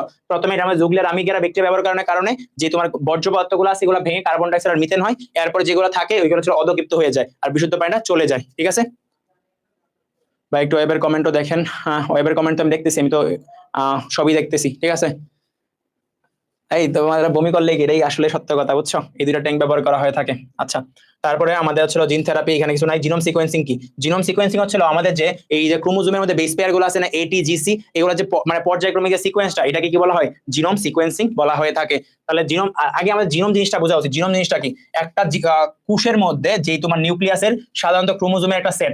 ধরো এটা একটা কোষ, এই কোষের মধ্যে নিউক্লিয়াসের মধ্যে যে ক্রোমোজোমের সেটটা আছে, এটাকে কি বলা হয়? কি? জিনোম। জিনোম মানে হচ্ছে জিনের সমষ্টি। সবগুলা জিনের সমষ্টিকে কি বলা হয়? জিনোম বলা হয় থাকে। এমডি সোহেল খান স্ট্রেট, এই তুমি নামের শেষে স্ট্রেট কেন লাগাইছো? স্ট্রেট মানে কি বোঝায়? আচ্ছা দেখো, ওই সবে না যাই। দেখো, মানুষের দেহ কোষে কয় জোড়া ক্রোমোজোম থাকে? 23 জোড়া ক্রোমোজোম থাকে, আমরা জানি। এর মধ্যে হচ্ছে তোমার 23টা ক্রোমোজোম মিলিত ভাবে গঠন করে কি? মানুষের জিনোম গঠন করে। ওকে, আচ্ছা। তারপরে দেখো, জিনোম সম্পাদনার পদ্ধতি আবিষ্কারের প্রযুক্তির নাম কি ছিল? ক্রিসপার ক্রেসনাইল জেনেটিক সিজার্স। কে? ক্রিসপার ক্রেসনাইল জেনেটিক সিজার্স। এটা এতটা ইম্পর্টেন্ট না, জাস্ট দেখতে পারো। আচ্ছা, দেখো, একটা জীবের জিনোমকে মাস্টার ব্লুপ্রিন্ট বলে। তুমি এটা কেমনে মনে রাখতে পারো? দেখো, তোমার এই জিন সম্পর্কে দুইটা ওয়ার্ড আছে না, জিন আর হচ্ছিল কি জিনোম। এর মধ্যে দেখো, তোমার এই যে নামটা বড়, এটাকে বড় নামে রাখবা। তাহলে একটাকে বলি আমরা ব্লুপ্রিন্ট। দেখো, এর মধ্যে দুইটা শব্দ না, তাহলে হচ্ছে দুইটা অ্যালফাবেট, তাহলে এটাকে আমরা কি বলি? ব্লুপ্রিন্ট বলি। এর মধ্যে দেখো তিনটা না, এই জন্য এটাকে আমরা কি বলি? মাস্টার ব্লুপ্রিন্ট বলি। কি বলি? মাস্টার ব্লু প্রিন্ট বলি। ক্লিয়ার? মনে থাকবে? ওকে, তাহলে আমরা পরে যাই। ডিএনএ সিকোয়েন্সিং কি তোমাদের বললাম। সিকোয়েন্সিং নতুন যন্ত্র। আচ্ছা, সিকোয়েন্সিং এর প্রবর্তককে ডক্টর এফ সেঙ্গার, এটা মনে রাখবা। পার্টের জিনোম রহস্য উন্মোচন করছেন কে? মাকসুদুল আলম। বুঝছো? কে? মাকসুদুল আলম আবিষ্কার করছে। কোন পার্ট? আমি প্রথমে বলছিলাম তুষার পার্ট বাংলাদেশে, এটা বাংলাদেশের অবদান। ওকে, হ্যাঁ, ক্লাস প্রায় শেষের দিকে, আমরা এখন এমসিকিউ সলভ করবো আর কি। দেখো, তারপর ছিল এটার পার্টের বেস পেয়ার কয়টা? 120 কোটি। 120 কোটি বেস পেয়ার আবিষ্কার করে। তুমি চিন্তা করো, উনি মানে ATGC এই সিরিয়ালটা কয়টা সিরিয়াল আবিষ্কার করছে? 120 কোটি সিরিয়াল আবিষ্কার করছে, তাও বাংলাদেশের বিজ্ঞানী। কি ভাবতেছো তুমি?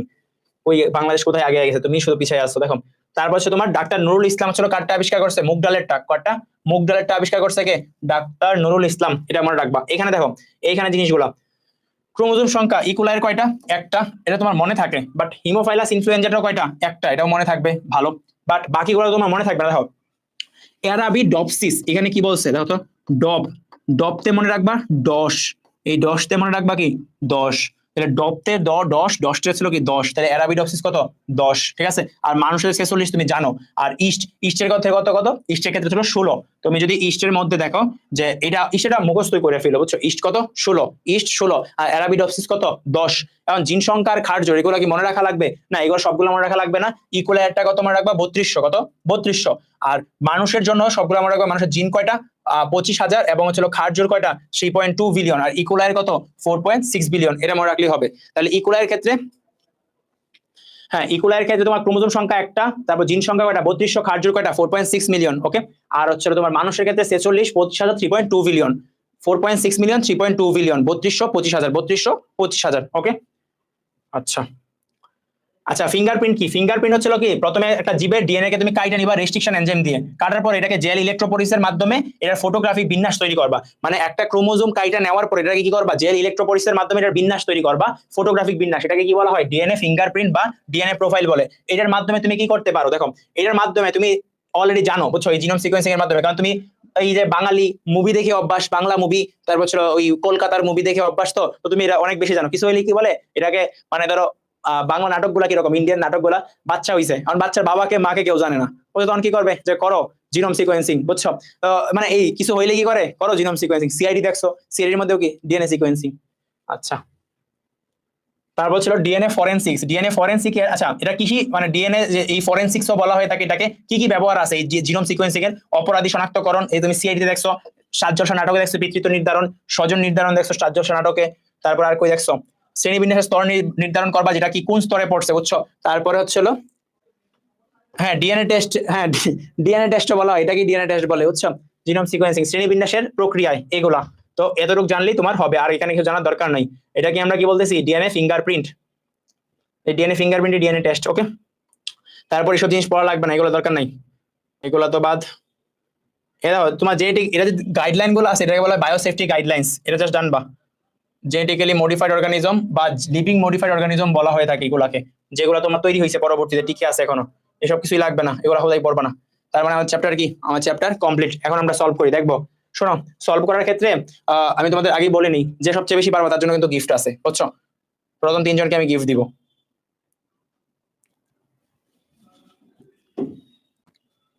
দাঁড়াও, তোমরা সবাই কি রেডি? আমি দুইখানি, তাহলে আমি তোমাদের ছিল কমেন্ট 2 জায়গা থেকে দেখতে পারবো। একটাতে আমি ফেসবুকে থাকবো, একটাতে তোমার ছিল ইয়াতে থাকবো। 1 মিনিট ওয়েট করো।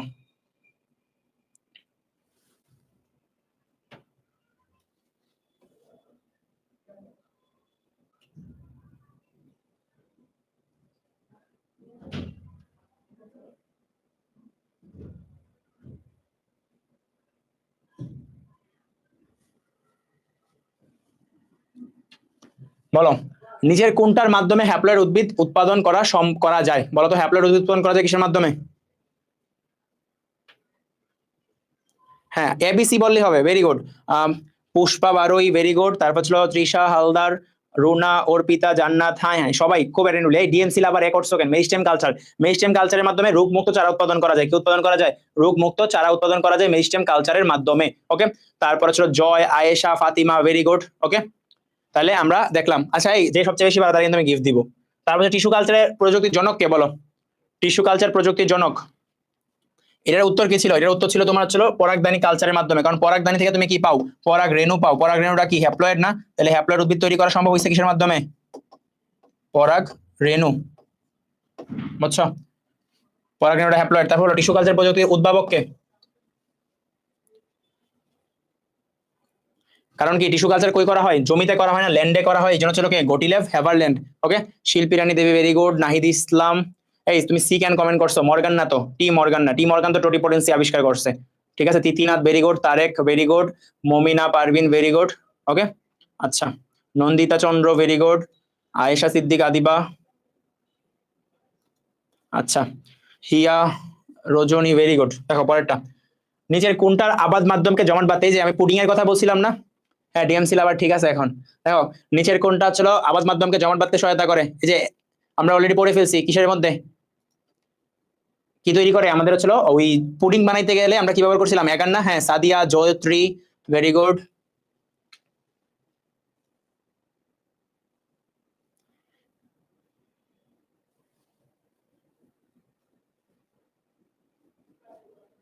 জমাট বাঁধতে হেল্প করে কি এগার এগার, কারণ কি আমরা দেখছিলাম চলো জমাট বাঁধতে সেলফি প্রাপ্তি বাউল, ঠিক আছে ওকে, এটা ছিল কি এগার এগার, আমরা চলো পুডিং এর মধ্যে পড়ছি।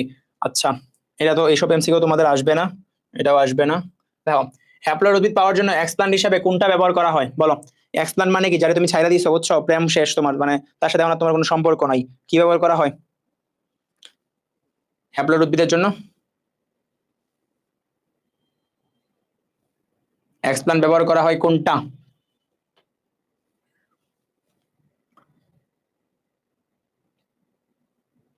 হ্যাঁ Sukanya Pal very good, Soudapromi very good, Shahin Sayem, Tasnim, Tasnim DMC কে 83 লাগিয়ে দিছে, তারপর ছিল Sabbir, nature vibe, Sayem Sarkar, very good, সবাই ভেরি গুড, পারছো সবাই। এটা ছিল কি পরাগরেণু, কারণ পরাগরেণুটা কি হ্যাপ্লয়েড না? ওকে তারপরে বলো প্রাচীন জীব প্রযুক্তি কোনটা বলো? প্রাচীন জীব প্রযুক্তি যেটা মানুষ খারাপ কাজ আগে শিখে নাকি ভালো কাজ আগে শিখে? তোমরা জানোই মানুষ খারাপ কাজ আগে শিখে, তাহলে কোনটা? এই আমি তো নাম অ্যানাউন্স করবো বুঝছো, কে সবচেয়ে বেশি পারছো, আমি তো সবার নামই দেখতেছি, যা যে তিনটা নামে বেশি দেখবো ওদেরকে আমি জয়ী ঘোষণা করবো, করে ওদেরকে আমি বিকাশে গিফট পাঠাবো, ঠিক আছে? তারপর চলো আফরিন জাহান, সাদিয়া, শিমু, নাফিউ ভেরি গুড। আচ্ছা প্রাচীন জীব প্রযুক্তি কোনটা? মানুষ খারাপ কাজ আগে শিখে নাকি ভালো কাজ আগে শিখে বলো?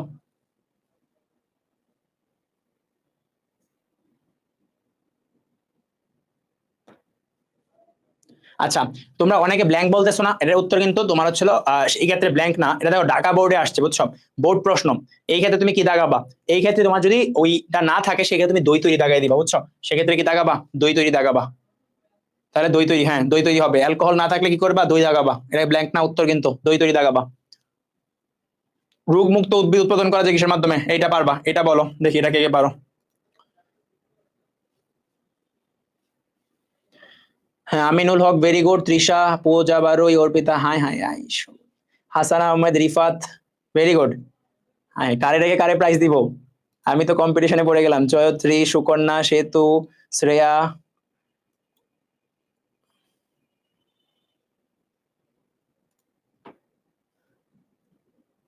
তাহলে রোগমুক্ত চারা তৈরি করা যায় মেরিস্টেম কালচারের মাধ্যমে বুঝছো। পরাগরেণু কালচারের মাধ্যমে তুমি হ্যাপ্লয়েড উদ্ভিদ পাবা, হ্যাপ্লয়েড উদ্ভিদ, বাট মেরিস্টেম এর মাধ্যমে হ্যাপ্লয়েড উদ্ভিদ আর মেরিস্টেম কালচারের মাধ্যমে কি পাবা?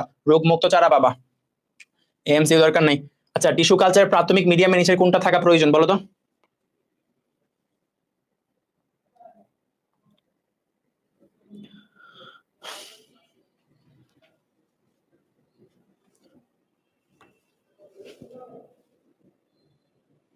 ভাইয়া এফবির কমেন্ট দেখে নাই, আমি এফবির কমেন্ট দেখতেছি। হ্যাঁ Jahan Sadia very good, Sumaiya Begum very good, Min very good, Renoma very good, Raita Imroz very good, Nafiu Mahir very good, Maria very good, তারপর হচ্ছিল কি রজনী, তারপর ছিল Kamala Khatun, Lutfa, Nusrat Bhuiyan Mahi very good, Sayem Sarkar, Abdur Rahman, Hiya, okay. না ভাইয়া ওয়েবের দেখেন ডিএমসি লাভার, এই আমি সবই দেখতেছি বুঝছো, আমার মোবাইলে একটা এনে আরেকটা, সমস্যা নেই। তারপরে এটা ছিল কি, এটা ছিল সুক্রোজ, তাহলে আমরা দেখছিলাম কি সমৃদ্ধ লাগে, সুক্রোজ সমৃদ্ধ লাগে। এই পিএইচ কত বলো তো? টিস্যু কালচার মিডিয়ামের পিএইচ কত? এত সুন্দর করে মনে রাখিছিলাম, দেখি কার মনে আছে পিএইচ কত বলো? হ্যাঁ লুৎফা বলবো তো, তোমার নাম একটু আগে বললাম না, রমলা খাতুন লুৎফা। এই সবই দেখতেছি সব। হ্যাঁ ভাই আর কি সব, ভাই এত মনোযোগী দিয়ে ক্লাস করছো, সব সব তো পড়ে ফেলছো। এই বছর তো আরটিডিএস এর রেজাল্ট ফাটাফাটি হবে। এই বলো টিস্যু কালচার প্রাথমিক লক্ষ্য কি, দেখো রিসেন্টলি আসছে 24-25-এ আসছে, বলো। এইটা দেখি কে কে পারে, এটা তোমার হচ্ছিল পারা লাগবে। হ্যাঁ নুরাইয়া ইসলাম ভেরি গুড, তারপর ছিল আদিবা জান্নাত, জিম, আব্দুর রহমান, মাহি, নেচার বাইস, তাসনিম, শাকিলা, ইসরাত জাহান, নাহিদ, এত এত কমেন্ট, কাটা রেখে কাটটা পড়ি, নাফিউ মাহির। আচ্ছা দেখো এখানে বলছে টিস্যু কালচারের মাধ্যমে কি তোমার প্রাথমিক লক্ষ্য বীজ তৈরি করা? না। নতুন ধরনের টিস্যু তৈরি করা? না। অধিক পরিমাণে টিস্যু তৈরি করা? হ্যাঁ অধিক পরিমাণে তুমি টিস্যু তৈরি করো, বাট টিস্যু না, তুমি চারা তৈরি করো, তাহলে প্রচুর পরিমাণে কি তৈরি করো? নতুন চারা তৈরি করা, এটা হচ্ছে তোমার মেইন লক্ষ্য টিস্যু কালচারের, ওকে। পরে কি বলছে সোমাটিক এমব্রায়োজেনিস, দেখো তোমাদের পড়াইছিলাম না, এই যে ইংলিশে আসছিল বাংলায় না দিয়ে সোমাটিক এমব্রায়োজেনিস এক্সাম্পল কি ছিল? গাজর এবং আলফা আলফা, তাহলে পেঁপেও না, বেগুনও না, বেলও না, তাহলে কি গাজর, ওকে। টিস্যু কালচারের মাধ্যমে বাণিজ্যিকভাবে বাংলাদেশে কোনটি প্রজনন করা হয়? এই যে আমি বলছিলাম নিউ মার্কেটে আমি অনেক সস্তায় দেখতে পাইছিলাম, কি দেখতে পাইছিলাম বলো তো?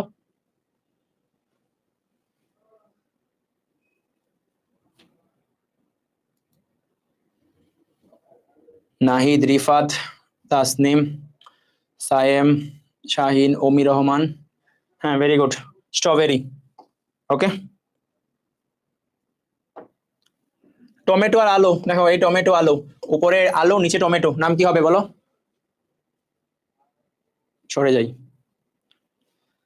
হ্যাঁ হ্যাঁ, আমি কারে রাখে কার নাম পড়বো? নাহিদ, সামা, আয়ুব, রিয়ামণি, জাহান, তাসনিম, মেমু, নেচার বাই, পুষ্পি, ওমি, মিঠু, মাকসুদা, সবার নামই পড়তেছি। তারপর তারেক, স্মৃতি, শহীদুল, শহীদুল ইসলাম, জান্নাতুল, ফেরদৌস, অনুশ্রী চাকমা, ইসমো,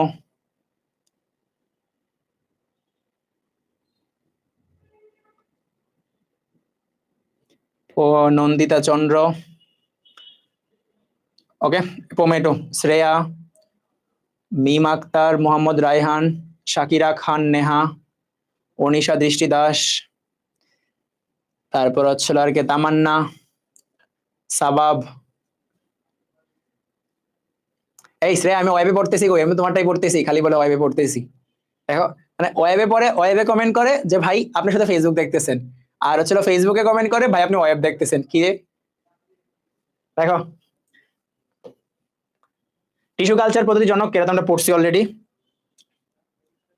কোন পদ্ধতিতে রোগমুক্ত চারা উৎপাদন করা হয়? এটা আমরা বলছি মেরিস্টেম কালচার, এটা মেডিকেলে আসছে, বুঝছো? এগার কি? এই এগার কি বলো? এটা দিয়ে কে কে পারে? ভাই আমার নাম এখন নাতাশা রোমানফ, তোমার নাম নিলাম। এই তোমার নাম মাইন্ড করছো কেন? এই ডান্স করবে না কেন? ডান্স করো। আমি নাকি নাম নেই না, কি করব এত এত নাম?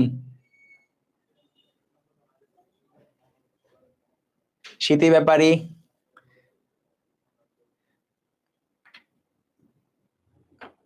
জাকিয়া আক্তার, জুই। এই আমি কিন্তু তোমার নাম পড়তেছি, তুমি এত মাইন্ড করলে হবে? তিতিনাথ, পান্নু, ফাতেমা ইসলাম, জুই। এই কারোর উত্তরে কিন্তু হইতেছে না, এমনও সঠিক উত্তর আমি পাই নাই, দেখি কে সঠিক উত্তর দেয়। হ্যাঁ, তাইবা, তন্নি, মুন্না, ভেরি গুড। তারপর ছিল নাজিফা, ঠিক আছে, very good. Sabbir, Bidushini, very good. এই মাহিরা রুহি, নাই কেন? তুমি নাই কেন, কি হইছে? এই এটা কিন্তু লিপিড না, এই ফেসবুকে কিন্তু সবাই ভুল উত্তর দিতেছো, এটা লিপিড না তো। খুশবু, খুশবু তুমি কই? আমিও তো তোমার উত্তর পাইতেছি না, তুমি কমেন্ট করো আমি কই, ওইটা দেখতে পাইছি কিন্তু তোমার উত্তর দেখতে পাই নাই। জান্নাতুল ফেরদৌস, জবা চৌধুরী, ভেরি গুড, জবাটা ঠিক আছে না? অনেকেই বল দিতেছো। দেখো, এগার হচ্ছিল ওটা কার্বোহাইড্রেট, এগার কি? কার্বোহাইড্রেট। মাহবুবা সুলতানা ঠিক আছে, শিখা ইসলাম ঠিক আছে, তাহলে এগার হচ্ছিল কি? ব্যবহৃত কার্বোহাইড্রেট। আচ্ছা, এখন সেই টানটার মুহূর্ত, আমি তিনটা নাম বলবো, যে কারা তিনজন আমার কাছ থেকে গিফট পাবা। ওকে, আচ্ছা, তো এখন আমাদের যে তোমার হচ্ছিল ইয়াটা ছিল, আহাদ আল হাসান না, মারিয়া আক্তার, সবার নাম দেখে নাই, সবার নাম দেখি, শোনো। আচ্ছা, তো এখন মানে তোমরা এত পরিমাণে উত্তর দিছো, বুঝছো? এখন আমি যদি এখান থেকে তিনটা নাম বলি, আমাকে একদম রাতেই দেখবা যে আমি এখান থেকে হলে যাইতে পারবো না, আমাকে রাস্তায় হাইজ্যাক করে ফেলবা তোমরা, যে ভাই আমি আমার নাম কেন নেন নাই, আমার নাম কেন নেন নাই। তো আমি কম্পিটিশনটাকে আরেকটু ইজি করি। তো এখানে তোমরা সবাই উত্তর দিছো, সবাইগুলো ঠিক ছিল, বাট এইভাবে তোমার তিনজনের নাম মেনশন করা খুবই টাফ। তো আমি তোমাদেরকে আরেকটা স্কোপ দিই গিফট দেওয়ার জন্য, বুঝছো? তোমরা কি করবা, আজকে ক্লাস সম্পর্কে তোমরা রিভিউ দিবা আমাদের গ্রুপে, ঠিক আছে? ওইখানে আমাকে মেনশন করে দিও। তোমরা যদি আমার আইডির নাম না জানো, তোমাদের গ্রুপে দেখবা আমার পোস্ট আছে, বুঝছো? ওইখান থেকে দেখতে পারো। তো সেইখানে দেখে আমাকে মেনশন করতে পারো, মেনশন না করলেও আমাদের route to DMC group, TMC station, ওই যে গ্রুপে, ওই যে তোমার route to DMC, DMC station group আছে, আমাদের ওই দুইটা গ্রুপে তুমি হচ্ছে আমাদের আজকের ক্লাসের রিভিউ দিবা। ওকে, তো তুমি আমাদের আজকের ক্লাসে বিভিন্ন স্ক্রিনশট ইউজ করতে পারো, নোট ইউজ করতে পারো, যাই ইউজ করো, করে তুমি আজকে ক্লাস সম্পর্কে রিভিউ দিবা। তো তুমি একটা ইমন হাসান, দোয়া করবো আমার, এই দোয়া করে, তোমার নাম নিছি তো। আহাদ আল হাসান ছিল, ভুল করলাম, নাই নাম পড়ছে। এই আহাদ আল হাসান ঠিক আছে, তোর নাম পড়ছি। বই, অরবিন্দ বৈরাগী, বললাম তো, এত মাইন্ড করো কেন তোমরা? তো তোমরা কি করবা, আজকে ক্লাস সম্পর্কে একটা মানে তুমি রিভিউ পোস্ট দিবা। আমি যাদের রিভিউ দেখবো, তো আমার যাদের রিভিউ সবচেয়ে ভালো লাগবে, তো আমি এরকম তিনজনকে, বুঝছো, এরকম তিনজনকে আমরা কি করব, আমি তোমাকে ইনবক্সে নক দিব। আর তুমি যদি অ্যানোনিমাস পোস্ট করো না, তাহলে আমাকে ইনবক্সে বইলা দিও যে ভাই এটা আমি, ওকে, তাহলে আমি বুঝবো না তুই এটাকে অ্যানোনিমাস আমি দিব কিভাবে, আর নাহলে আমি ওটাকে কমেন্ট করবো যে আমাকে ইনবক্স করো যে অ্যানোনিমাস পোস্ট করবা। তাহলে আমাদের রুট টু ডিএমসি অথবা ডিএমসি স্টেশন গ্রুপে কি করবা, তোমার হচ্ছে পোস্ট করে দিবা আজকের ক্লাস সম্পর্কে। তোমাদের সাথে আমার আজকে ফার্স্ট ক্লাস ছিল, আগে তো আমরা ক্লাস করি নাই, বাট অন্যান্য ব্যাচেরা সবাই ক্লাস করছে, প্রি মেডিকেল একাডেমিক ব্যাচ। তো তোমাদের সাথে যে ক্লাসটা হয়েছে, তো এই জন্য কি করবো, এই ধোকা কি এখন আমি তিনজনের নাম কিভাবে বলবো বলো, তোমরা বাকিরা মাইন্ড করবা। তো তোমরা কি করবা, এই সম্পর্কে একটা রিভিউ পোস্ট করে দিবা। রিভিউ পোস্ট করলে তখন হচ্ছে আমি কি করবো, এই টপ 3 জনকে পোস্ট দিব। কি পোস্ট দিব, এই দাঁড়াও একটা ভালো স্লাইড বের করি। কি স্লাইড, আচ্ছা এটাই থাক, সমস্যা নাই, ঠিক আছে। তো এই আজকে ক্লাস সম্পর্কে তোমরা কি করবা, এই যে আমি পোস্ট দিলাম, তোমরা যা স্ক্রিনশট তুলবা, তুলে ফেলো। তো আজকে ক্লাস সম্পর্কে তুমি হচ্ছে কি করবা, আমার নাম নিচে ইমন হাসান, হ্যাঁ তোমার নাম দেখতেছি আমি, তোমরা আজকে ক্লাস সম্পর্কে রিভিউ দিবা আমাদের রুট টু ডিএমসি গ্রুপ অথবা ডিএমসি স্টেশন গ্রুপে। সেখান থেকে হচ্ছে আমরা কি করবো, তোমাদেরকে দিয়ে দিব। ওকে, 3 জনকে গিফট অথবা 4 জন, যাদের 6 জনকে ভালো লাগে আমি ওদেরকে গিফট দিয়ে দিব। আচ্ছা, আই জাকি একটা যে গিফট পাবা, পোস্ট করো বাবা। ফাইজা হচ্ছিল কনফিডেন্টলি ভুল দাগা এক্সাম, এই কনফিডেন্টলি ভুল দাগানো যাবে না, ওকে এসব ভুল করবা না, আস্তে আস্তে ঠিক হয়ে যাবে, বেশি বেশি এক্সাম দিবা। তো ভালো থাকো, সুস্থ থাকো, সবার জন্য অনেক অনেক দোয়া। ইমন হাসান নাসির হচ্ছিল আর্টিফিশিয়াল গিফট পেয়ে গেছে ফ্রম সৌরভ ভাই, থ্যাংক ইউ। কিন্তু পোস্ট করো, আমি আসলেই তোমাদেরকে গিফট দিব এবং তোমরা সবাই খুশি হবা। ওকে, তাহলে আমরা কি করবো, আমরা হচ্ছিল তোমার গ্রুপের মধ্যে পোস্ট করে দিব, ঠিক আছে। স্মাইল, ওকে, স্ক্রিনশট নিলে তো নিশ্চয়ই। Tata, good bye. ওকে, ভালো থাকো, সুস্থ থাকো। আমরা তোমার হচ্ছিল খুব তাড়াতাড়ি আমরা আরেকটা ক্লাসে যদি দেখা হয়, যদি কোনো ভাই আর কোনো পরীক্ষা থাকে সেই ক্ষেত্রে আমাকে দেখতে পাবা। Tata, good bye. ভাই এক দিয়ে দাঁড়ান, কি পোজ দিব,